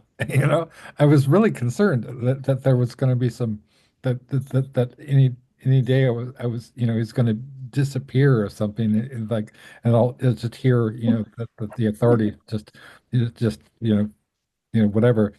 But what's kind of cool and neat is that, um, well, first of all, I believe in bravery and honesty, two things that I really value the most. And once you have those, you can do anything, right? So you can say to the governments of the world, like, oh, governments of the world, okay, so we are as Shelley said, and that was the quote that in my poem that I wrote that Ellen so beautifully read. Percy Bysshe Shelley said, "Poets are the unacknowledged legislators of the universe." Right? It's always been the case that poets are on the leading edge of culture, and we're very ignored by the masses of people who should really, but we find our way in through popular culture, right? We find our way in through, for example, I never get tired of saying this. My parents went to school in the Bay Area in Palo Alto, and my mom had high school, not high school, but eighth grade home econ with a woman named Gracie Wing, or the girl named Gracie Wing, who went on to marry her kind of a redheaded, awkward neighbor named Jerry Slick. And of course, the rest is history, right? She was with a band called the Great Society. There was another band that had just started up. It was called the Jefferson Airplane. She took two songs from the Great Society. One was Somebody to Love, and the other one was White Rabbit. She took them over to the Great Society, formed that. That became the classic lineup of the Jefferson Airplane, then the Jefferson Starship, then Airplane, and now she's retired, sort of. I hope she comes back. She's 80 years old right now. And then Grace Slick. And another person that both my parents went to school with in Palo Alto High School. Her name is Joan Baez. Joan Baez. And she would come out during high school assemblies, where you have like the talent, right? You have a rally or whatever. And can you imagine having Joan Baez as your local, yeah, like the talent that they would bring out for every like pep rally, or I don't know, whatever school assemblies, right? We have like, oh, and now we're going to hear from our local star, right? Joan Baez would do her Bob Dylan impressions, right? And so she would go on to um, have a very famous love affair with Bob Dylan, and that which produced, after it broke up, it produced the song Diamonds and Rust, which was covered by a band that took its name from a Bob Dylan song. Um, I'm talking about Judas Priest, right? Everything connects, like everything connects or always connect. I mean, like Bob Dylan sang about everything is broken, right? But it's not. I mean, and there's something in the collective paw, right? There's something in the collective paw which is sort of raising us all up. I mean, the energy of the universe is rising against hatred. It's rising against fascism. It's rising against oppression. The new Tiananmen Square guy who stood in front of the tank is us. We are it. We are it. And we're not being rolled over by the tanks. We are far more powerful than any world government. And we're just like, you know, I and Aaliyah and Ellyn, you wouldn't know that we were disabled to look at us or to hear from us or to hear from the people who admire our work, which are some of the most famous people in the world, you know. But yeah, disability rocks.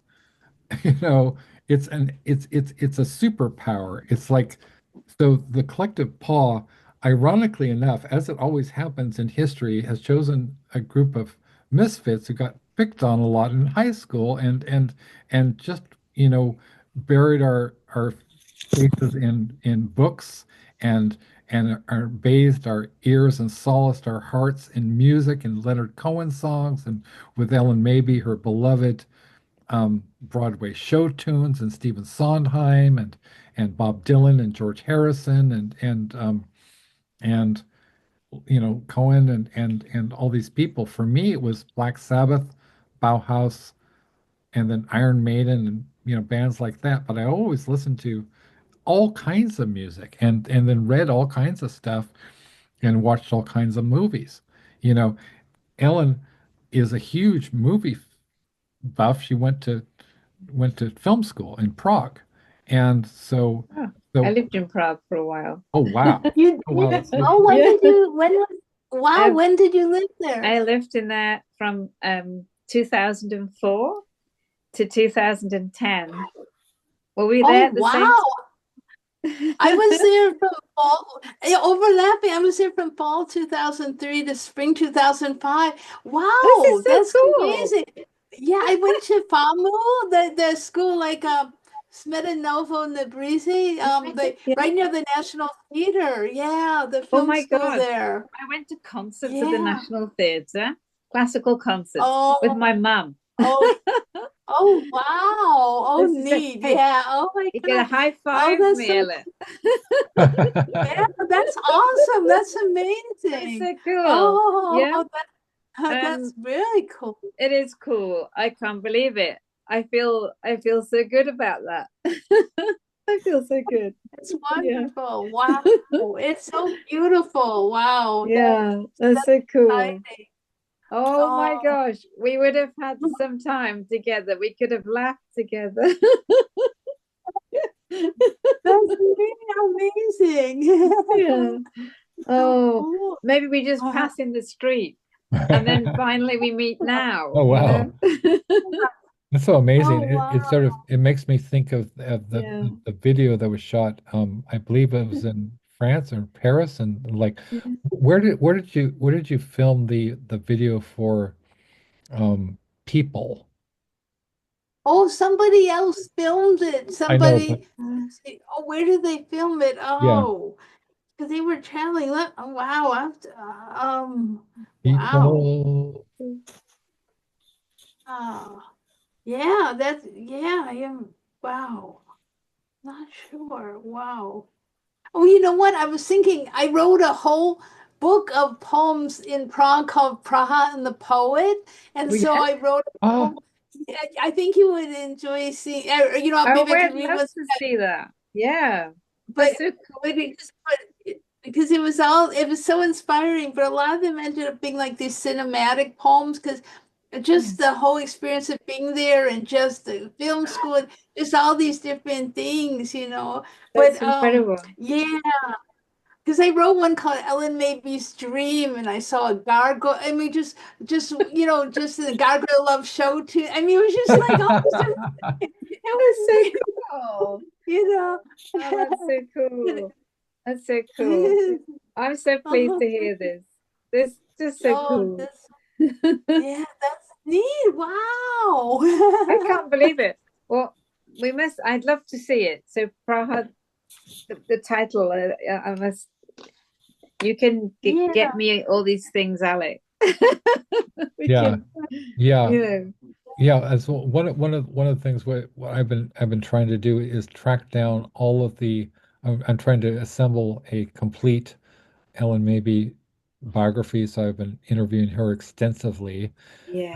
and recording them, recording the Zoom. So we have about 20 hours of recorded Zoom That's stuff. so lovely. That's so lovely. And we're trying to Oh, put together a discography, a performance history, a bibliography, and a filmography too. And as well, I guess that should also include things like video. yeah. Um, So is the film studios is Barrandov in Prague? Is it Barrandov, one of the film studios? Yeah. Yeah. So this is so weird. Okay, let's get weirder. I had to go there to do some voiceovers for a Czech film director, and Wow.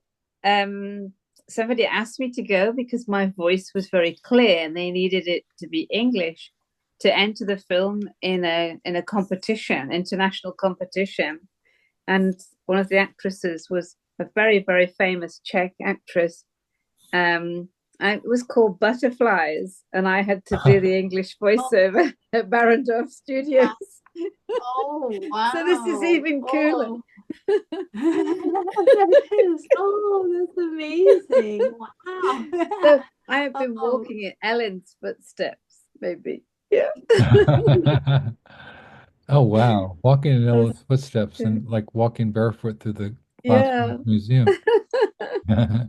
Oh my That's God. so cool. Yeah.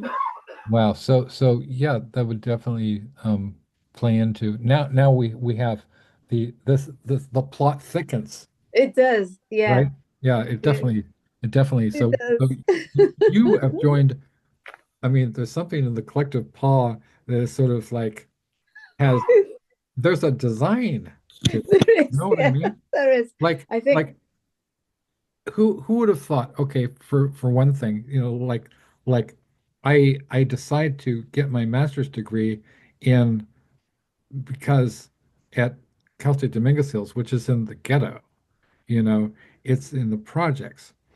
And I chose it because of the diversity, because I would be a minority student, right?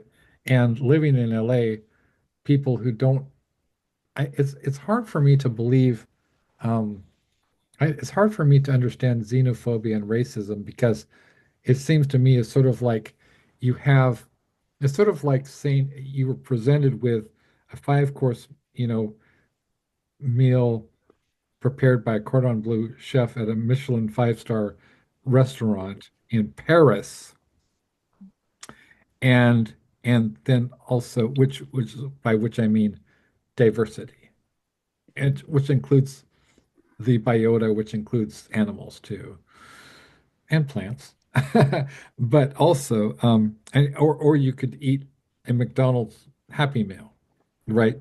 Xenophobes and racists are the ones who sort of like, well, I'm not fat enough, I'm not malnourished enough.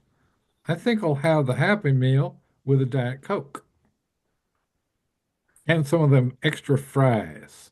So the xenophobes are sort of like the Billy Bob Thornton character in Sling Blade. It's sort of like, yep, like some of them, French fried potatoes.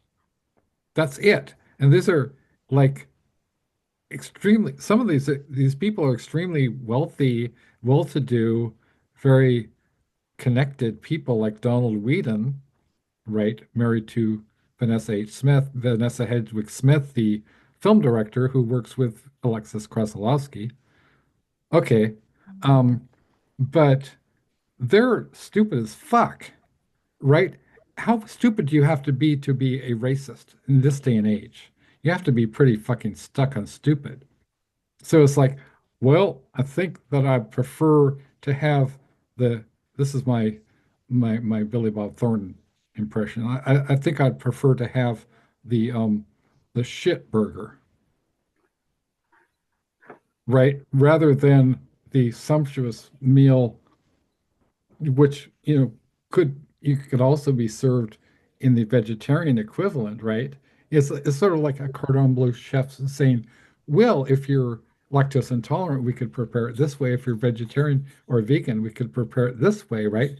You could have the same high quality, high nutrition meal, which is also tasty AF, or you could have the shit burger. I was like, well, I think I would prefer to have the shit burger. That's what it that's what it means to be a racist. And these people are racists. So they're like, we may not prevail as far as, you know, God knows what's going to happen to us, with the political climate. I mean, we're all sort of like waiting on tenterhooks, waiting for the next, for the tanks to roll down, the street. I mean, we're where, China was a few years ago, Now China has outstripped every country and is the world leader. China is really the world leader. We're all going to be speaking Chinese. And China is a great country. And so we should all, I'm just so, I think it's powerful. So we can be the ambassadors. You know, forget the forget the rest of them. It just shows like people like Donald Trump.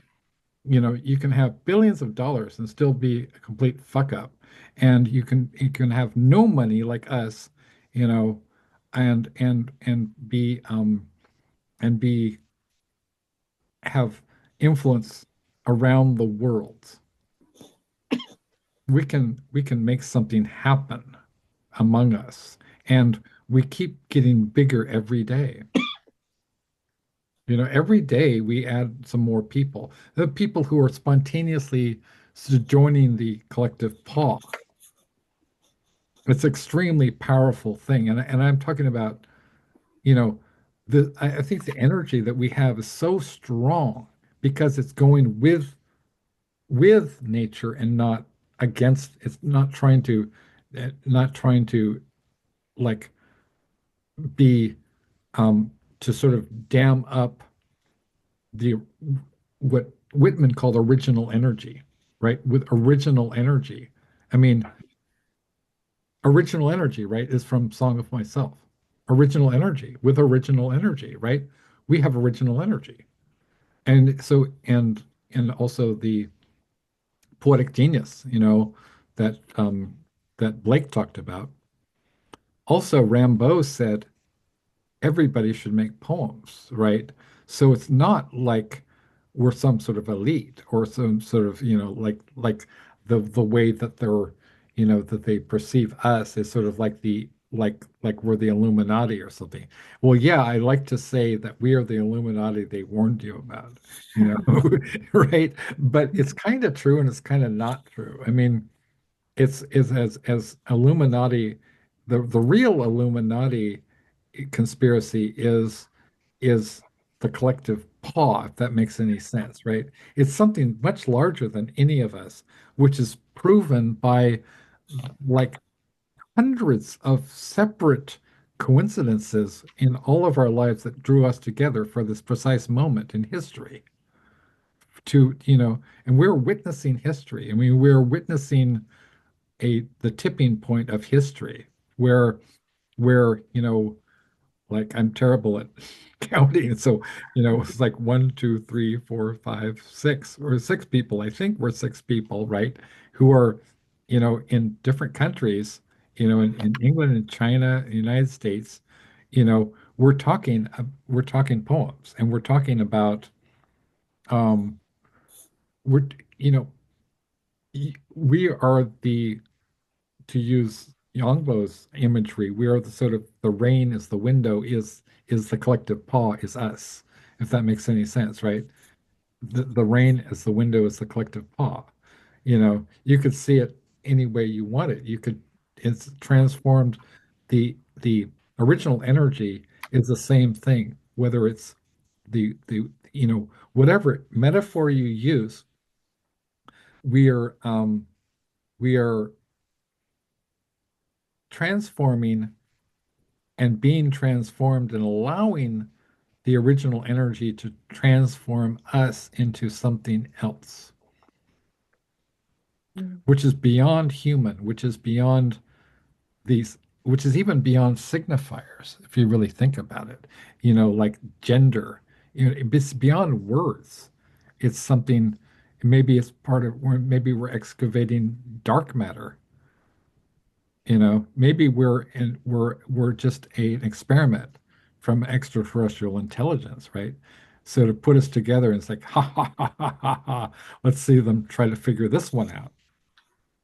But at any rate, something highly unusual is occurring. Don't you feel it? Don't you feel it, right? Yeah. How many? So just one example. We're talking about, okay, take one discrete example, Mount Washington. Okay, now, um, Mount Washington is where my grandfather, Paul Johnson, who was the head of Sunset Books, he was the editor for Sunset Books. He went to school. He got his degree at um, Occidental College. You know who else got their degree at Occidental College? Barack Obama and Terry Gilliam from Monty Python. Yes. Um, Also on Mount Washington is the Self-Realization Fellowship. That's Paramahamsa Yogananda's group. Now, you're going to say, where are you going with all of this? Well, Mount Washington came up earlier in several hours ago, with Matthew Mars. Now, so Ellen and Matthew had some sort of event in Mount Washington, right? Yeah, right before the pandemic, it was the last time, well, not the last time I did a reading, but I mean, it was in January and stuff. And then we Oh, were on, it was like a house concert, and it was a reunion of his band, The Clear, and I've done some stuff with them with music and stuff here and there with music and poetry. But I mean, and it was just like we were able to gather in a little living room and I mean, that was and I pretty much live on Zoom most of the time now. I mean, it's a whole different how things have changed. I'm actually, there's a lot of good to Zoom too, though. I mean, we could not do this if we weren't able to be on Zoom, I think, or a lot of my yeah. classes. So there's a lot to be said, but yeah, that was in Mount Washington. It's very hilly. I'm scared of heights. It Oh, was wow. I like, didn't know that. oh, it was just to get there. Oh, I'm pretty scared of heights for sure. Wow. But it was really magical. Oh, wow. Yeah, it was nice to see people, and I mean, that had been a long time since that had been that sort of reunion, and it was there. Yeah. So there's another weird coincidence, or is it, which I've talked about a lot before, but so this involves David J. Haskins, who lives in LA now. And so about 2015, and he talks about this in his memoir, Who Killed Mr. Moonlight? Bauhaus, Black Magic, and Benediction.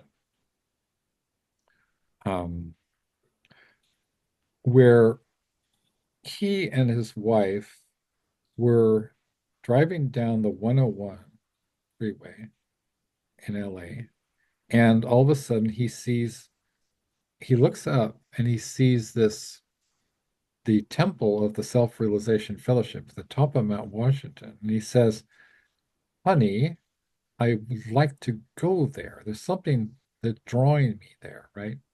Now, this is the man, again, who wrote, oh, that. So I can't let this go without reading his poem that he wrote. So I guess I always say, oh, that's it, and then I think of something else. But so he and his wife are driving down the 101, and he sees the temple, Self-Realization Fellowship, and he says, I would like to go up there, and I would like to see what that is, which is weird because although it is visible from the 101, but you don't necessarily think, oh, I want to go to that temple, right? It's almost like something out of you know, it's really weird because all of these things, this almost feels like something out of like prophetic literature, or like, and then there were signs, and then there was the gathering place, and then there's the meeting, of the people, right? It's kind of worrisome that way. But anyway, so she says, okay. They drive up Mount Washington. They come to the Self-Realization Fellowship, which I lived right next door, to it. And so then they go inside, and then he's struck by this profoundly peaceful, overwhelming sense of acceptance and peace and loving, kindness.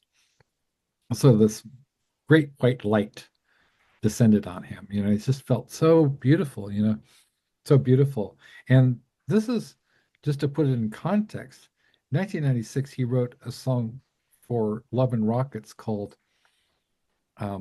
which is actually stolen from the comic book of the same name. It was called Kundalini Express, and that came out in 1996, right?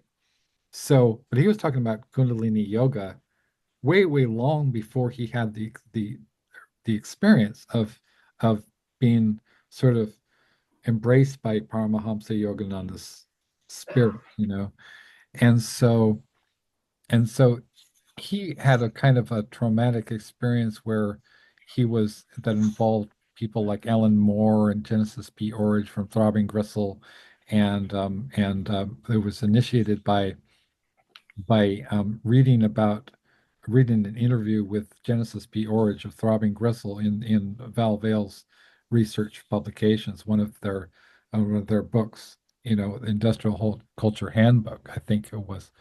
And then he learned about sigil magic, which is something that Ellyn Moore practices, right? And then he became involved with this whole, I hesitate to use the word cabal, but it was, right? Ellyn Moore is an occultist. So is David Taskins, right?